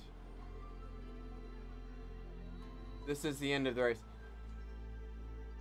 What PUBG does allow is they do allow you to build custom games out there. Like, you can go build a custom game and play it, but it's running on a public server, not on a private server. So they've went halfway, and I think Zwift could still use that model. It's like you could build a custom event. Our Knight is sprinting for the finish here. They are going after it. They have given up on trying to catch the group ahead, but I actually think they can catch the group ahead. Look up the road. It's only 17 seconds. I think you can still catch some of these guys out. We're going to watch the end of this race. He's going hard, almost to the finish line. He's probably got a half a K to go at this point. Digging. Looks like Team Heroes is coming, chasing hard behind him. They're picking guys off here. 2 seconds up. Every guy that he passes here now is a finishing spot. This is what a cat and mouse race should be like. It is 30 seconds at the finish line, it looks like, from this lead pack to the second pack. And here we got more guys just pinning it, going after it. I don't think they're going to quite catch the Ds, but you could not have timed this almost any better from a finish perspective. These guys are going to finish 10 seconds behind the leaders in a cat and mouse race. And it's hard to call it any closer than that. Usually they define the gaps by minute gaps, 1 minute or a 2 minute or a 3 minute gap. to nail it within 10 or 15 seconds. Pretty impressive, actually. So let's go back to this, and we're gonna go back to the regular race now and watch a little bit of this. So that's a lot of talk on events and things like that, but I think that idea of an API to create events, to place specific riders into the events, and to limit the riders in the events, could go a long way in Zwift to improving the competitive aspects.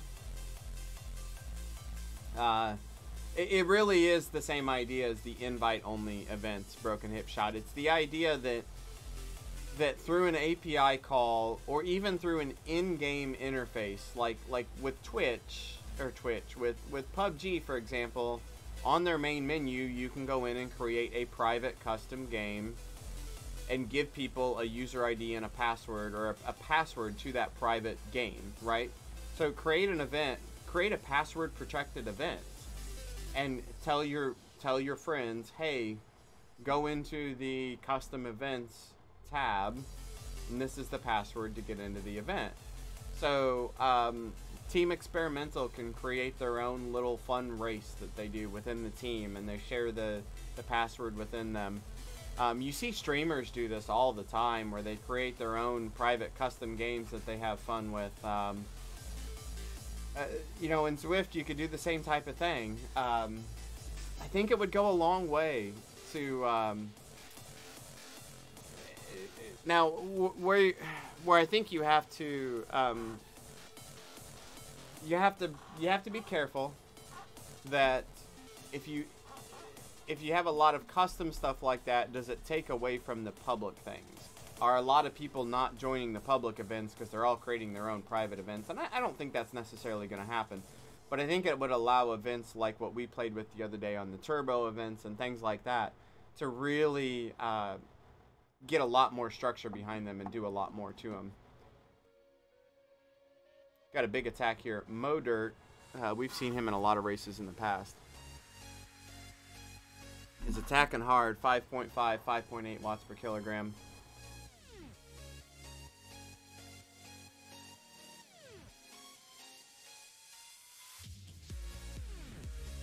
Yeah, that's just it, Sushi. You can then control it to criteria to join that. Approved riders, approved equipment, code of conduct things.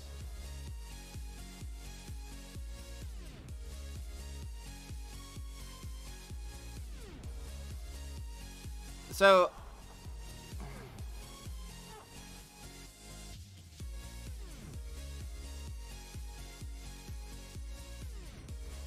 I think, John, I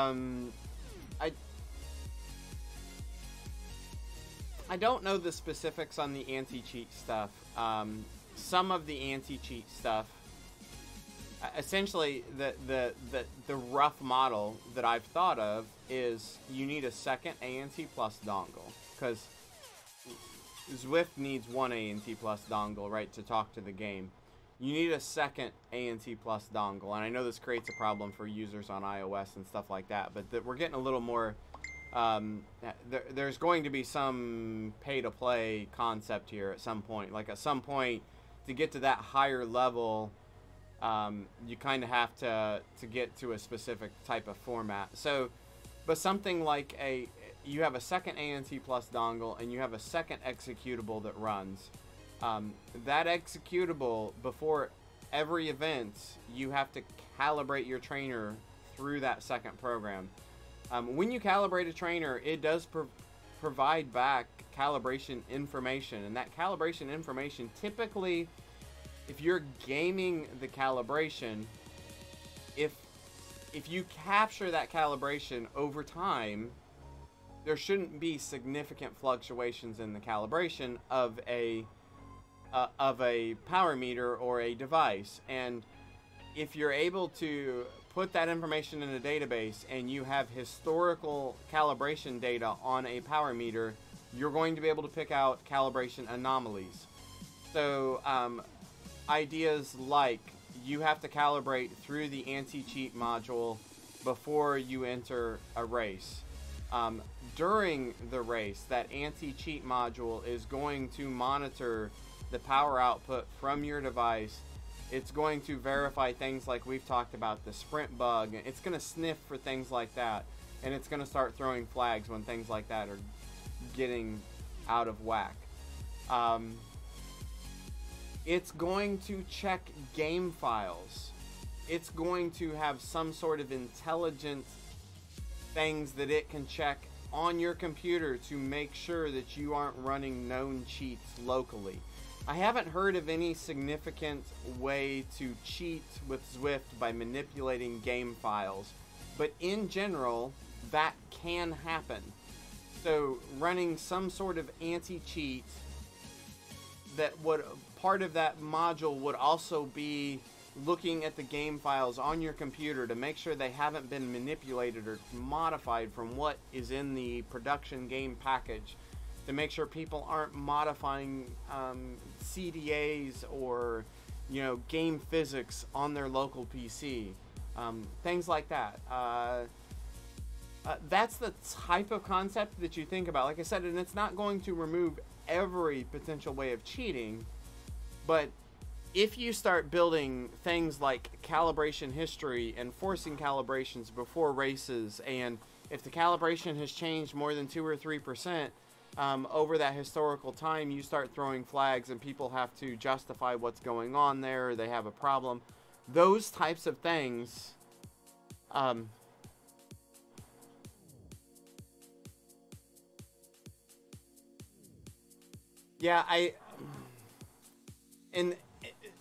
there's always going to be that ability out there, Sushi, I think, like, for someone to cheat, but you want to take away those easy cheats, right? You want to take away someone's easy ability to just modify the spin down on the kicker, or to apply. I don't want to teach people how to cheat, right?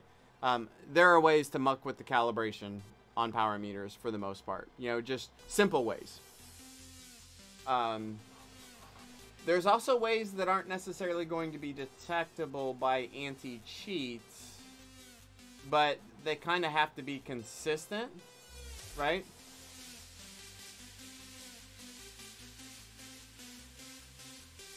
Yeah, I think it's kind of borderline. You know, you also have the ability to modify things like crank length, and crank length isn't a calibration problem. It's just it's a data entry problem. So, you know, it may be that certain events just won't allow you to use a device that you can modify crank length on. It can come down to that.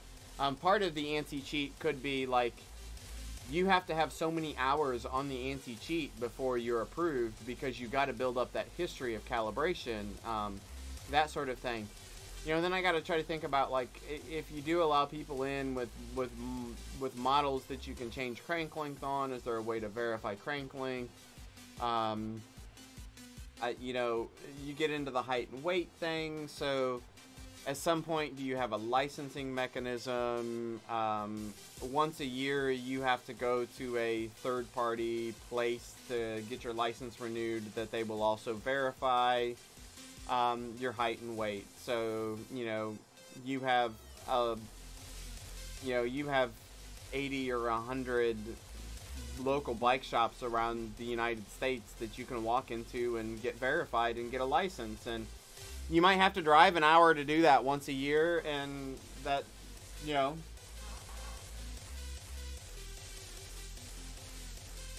so we talk about all this, and it's all great ideas for what things could be done.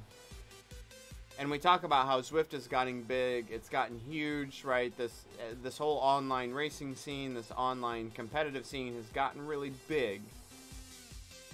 But it's tiny in comparison to what we're talking about with a PUBG or a CSGO or something like that. Like the volume of users, the amount of dollars, the amount of money. So I'm using a lot of those ideas and those concepts and those being adjusted to fit the online model of racing, but the volume of riders is not there to produce the big money that's gonna support something like that. So that's the part I struggle with is can a Face It style website even break even on cost for the development of it when you may only have 10,000 people interested in it? You know, that's a high dollar cost for development for 10,000 users, where for a CSGO or a PUBG, I don't know how many users you're talking about there, you know, I mean, but it's much bigger potential. And this is still a small market in comparison to those. So can this market sustain that level?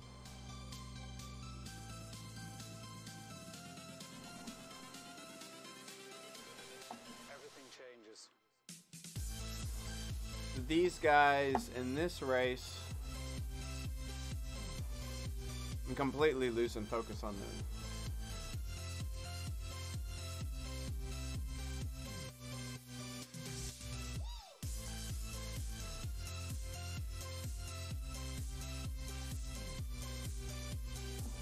Right, so it applies to a small percentage of the users on Zwift.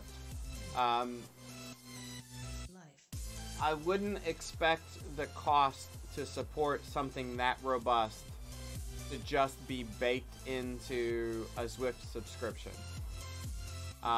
It's almost like if it's a Zwift financed thing and a completely Zwift supported thing, there needs to be a model where Zwift, like there's an upcharge to participating in that. Like from a Face It perspective, I don't know how this works. Does a third-party website partner with Zwift and they charge $10 a month to do this? $2 a month maybe goes to Zwift. Of that $10 goes to Zwift for their support of the API and that to make it work, and the $8 goes to the website to do their side of it, and they kind of cooperate on that. I don't know how that works, but there's got to be something in it for HQ. If it's not driving their profitability, if it's not, and I think without stronger competition against the Zwift, they're not going to be motivated, right? Right now, they're not really losing any money to anybody else.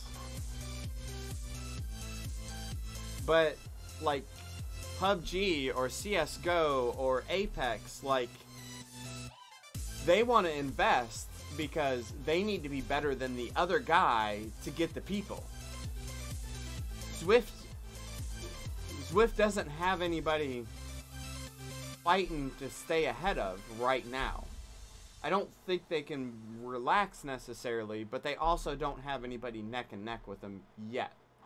So I don't know that they're as motivated here as a company is in the BR type space right now.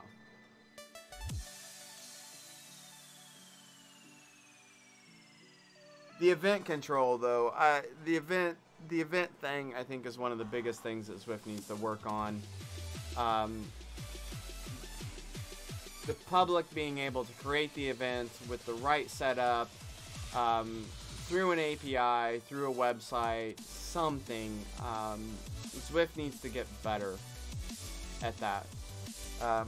My understanding is event setup for Zwift is still basically spreadsheets being passed back and forth between someone at Zwift and these event coordinators.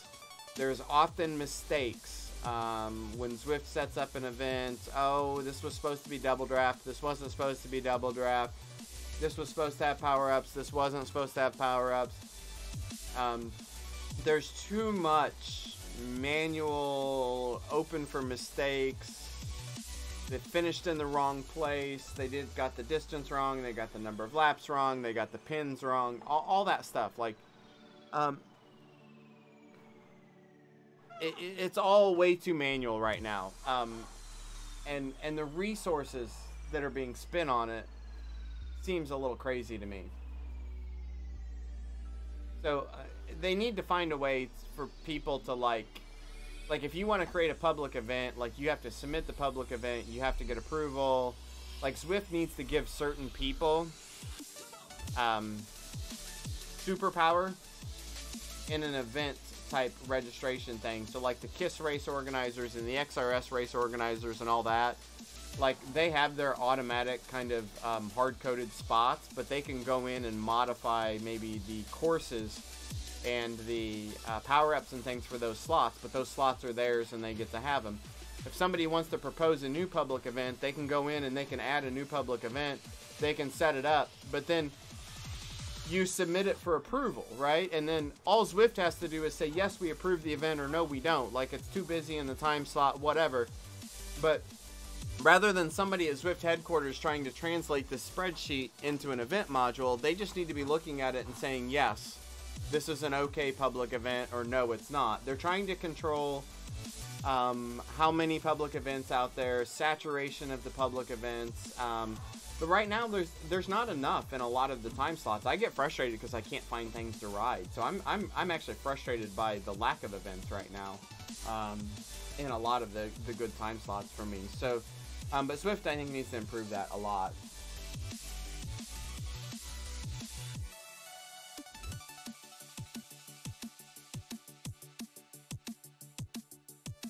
I think they were trying to address that with the meetups thing, but the meetups thing just isn't the same, in my opinion. They got a real race going on here, a real push to the finish. I think this is the last lap, if I'm doing my math right. Yeah, this is the last lap. No, one more lap to go.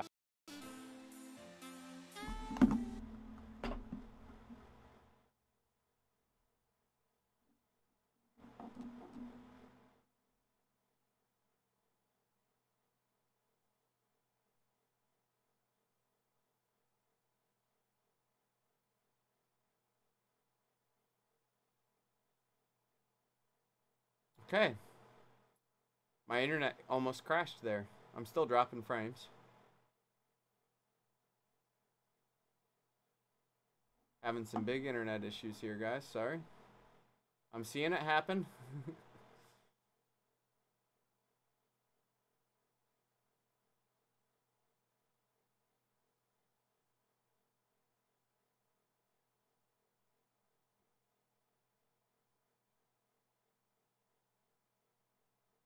Still dropping frames.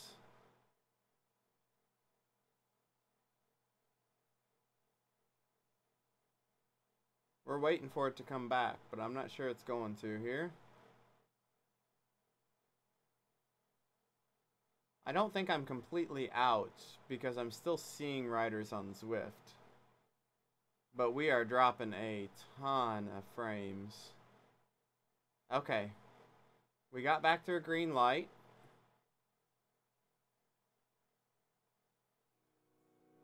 Music is starting again. So something really bad happened there for about 60 seconds.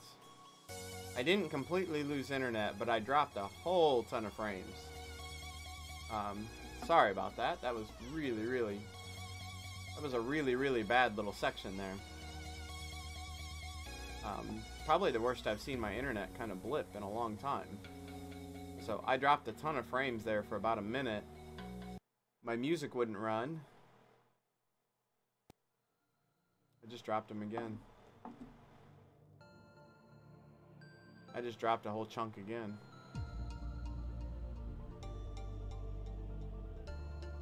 Having some bad luck here. I want to watch the end of this race, so we got one more lap to go on this race.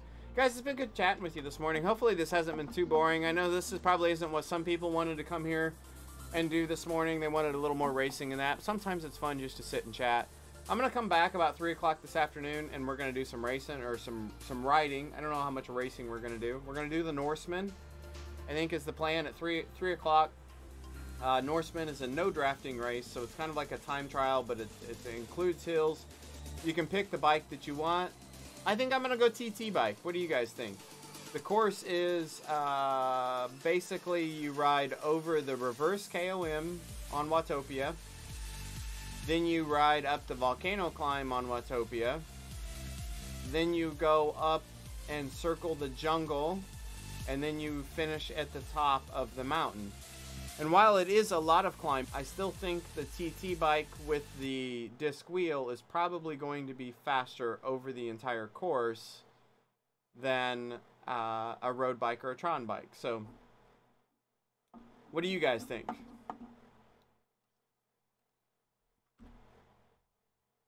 The big wheel is the disc wheel I have. If you're talking about like the tricycle big wheel, no, that was more of a I'm dropping frames, guys. Sorry, I was dropping frames. The big wheel, I have the TT bike and I have the... I'm dropping them again. Guys, I'm sorry. I don't know what's going on here. I may...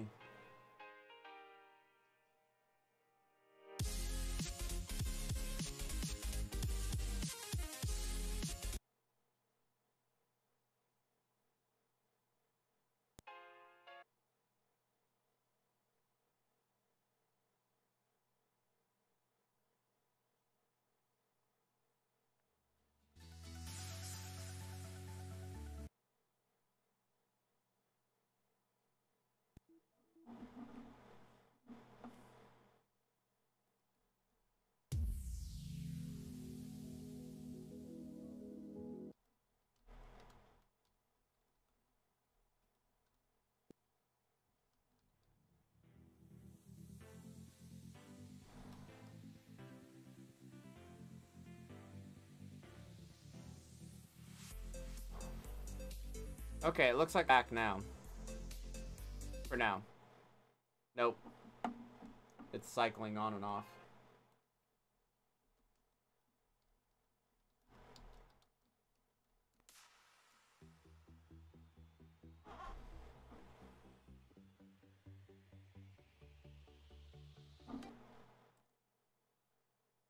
I'm gonna try to close my music. Closed my music to see if that helps, but it doesn't seem to be helping much.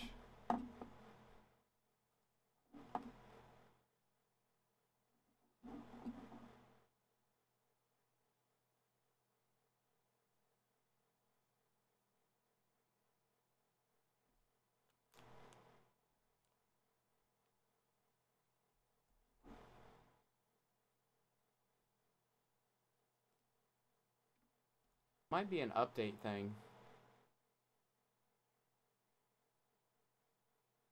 It might be an update thing, guys. Dell has popped up with an update to my PC here. And that were downloaded at 950. So I'm wondering if the Dell updater didn't just screw me here. I seem to be stable now. So I shut off my music.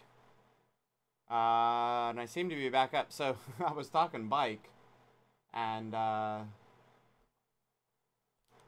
think I'm going to go TT bike. Because I think between the downhills and the flats, you're probably going to gain more time on a TT bike than you're going to lose on the hills. The only hills that you really lose time on the TT bike are the steeper ones. I think we even found like up the forward KOM on Watopia, you're actually faster on the TT bike than you are on the road bike. So the reverse mountain, we are going up the reverse mountain and we're not coming back down. Where you save a ton of time is coming back down. But we're going halfway up and then we do that jungle circuit. I think on the jungle circuit, you're probably a net gain on the TT bike because the uphill on the jungle is not that steep. It's a long, slow drag. So I think there's enough pace there that it's not going to be a negative on the jungle circuit. I don't think it's a negative on the reverse KOM climb. So I think the volcano and the mountain are probably the only places I would lose time over the road bike. And I think that would be made up for on the flats. So that's my idea.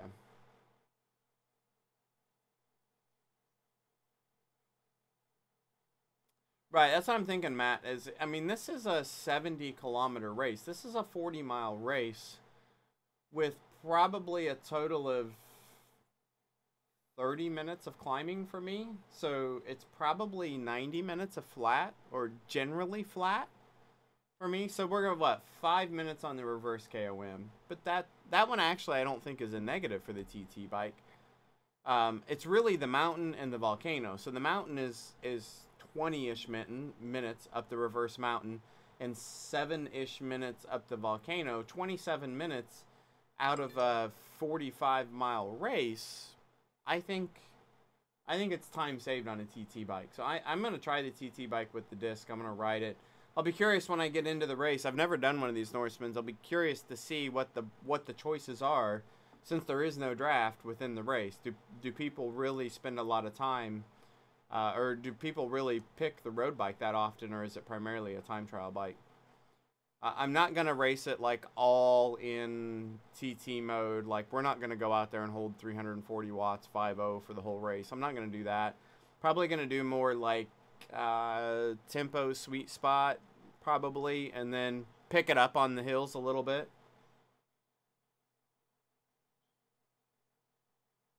Yeah. It'll be interesting.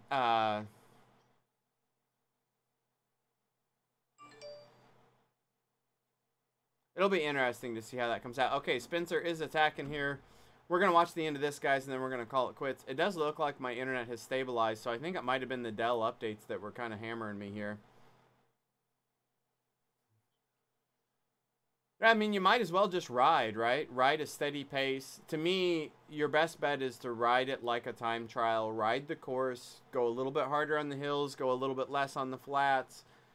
Ride the course for the best time possible, and the results are what they are. Wow, this is a big kick from a long way out. I mean, these guys, there's still a kilometer to go in this race. This guy at the front is just on the gas.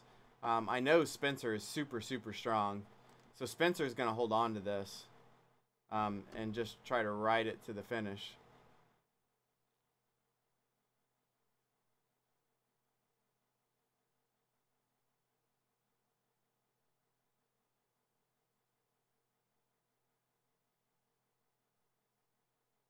Now Spencer's going over the top of him. Is he going to try to attack and take this to the finish line from here?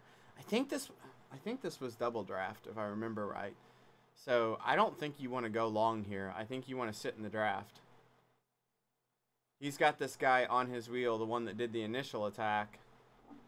There are power-ups. So a lot of people are probably sitting on arrow helmets here. I see an orange number here. Are these guys going to slingshot through the group? So this guy here, like, he's off the back. I think he's gone 3 seconds back. These guys are sitting at the back of the pack. I'm going to watch Spencer a little bit more.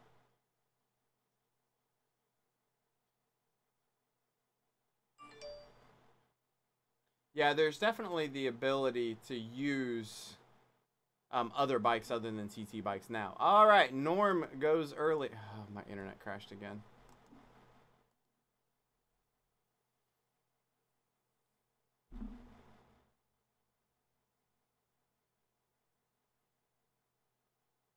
Completely lost it.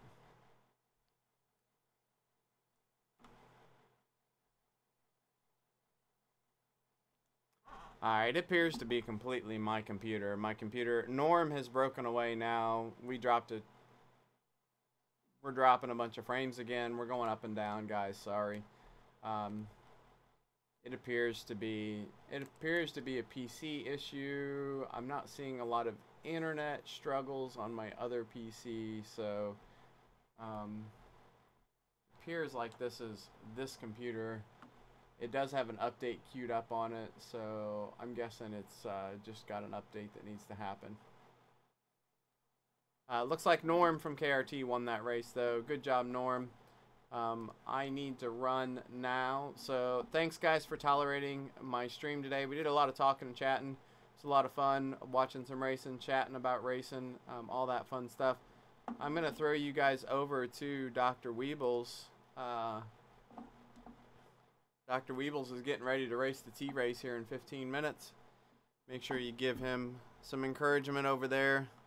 I'm going to call it quits for the day, or for the time being. We'll be back actually riding this afternoon. So 3 o'clock this afternoon, we plan on coming back doing some riding. That is 5 hours from now. We should be back here riding. We're going to do the Norseman. We're going to pick the TT bike with the disc wheel. We're going to have a little fun there. And we're going to kick the raid over to Dr. Weebles now.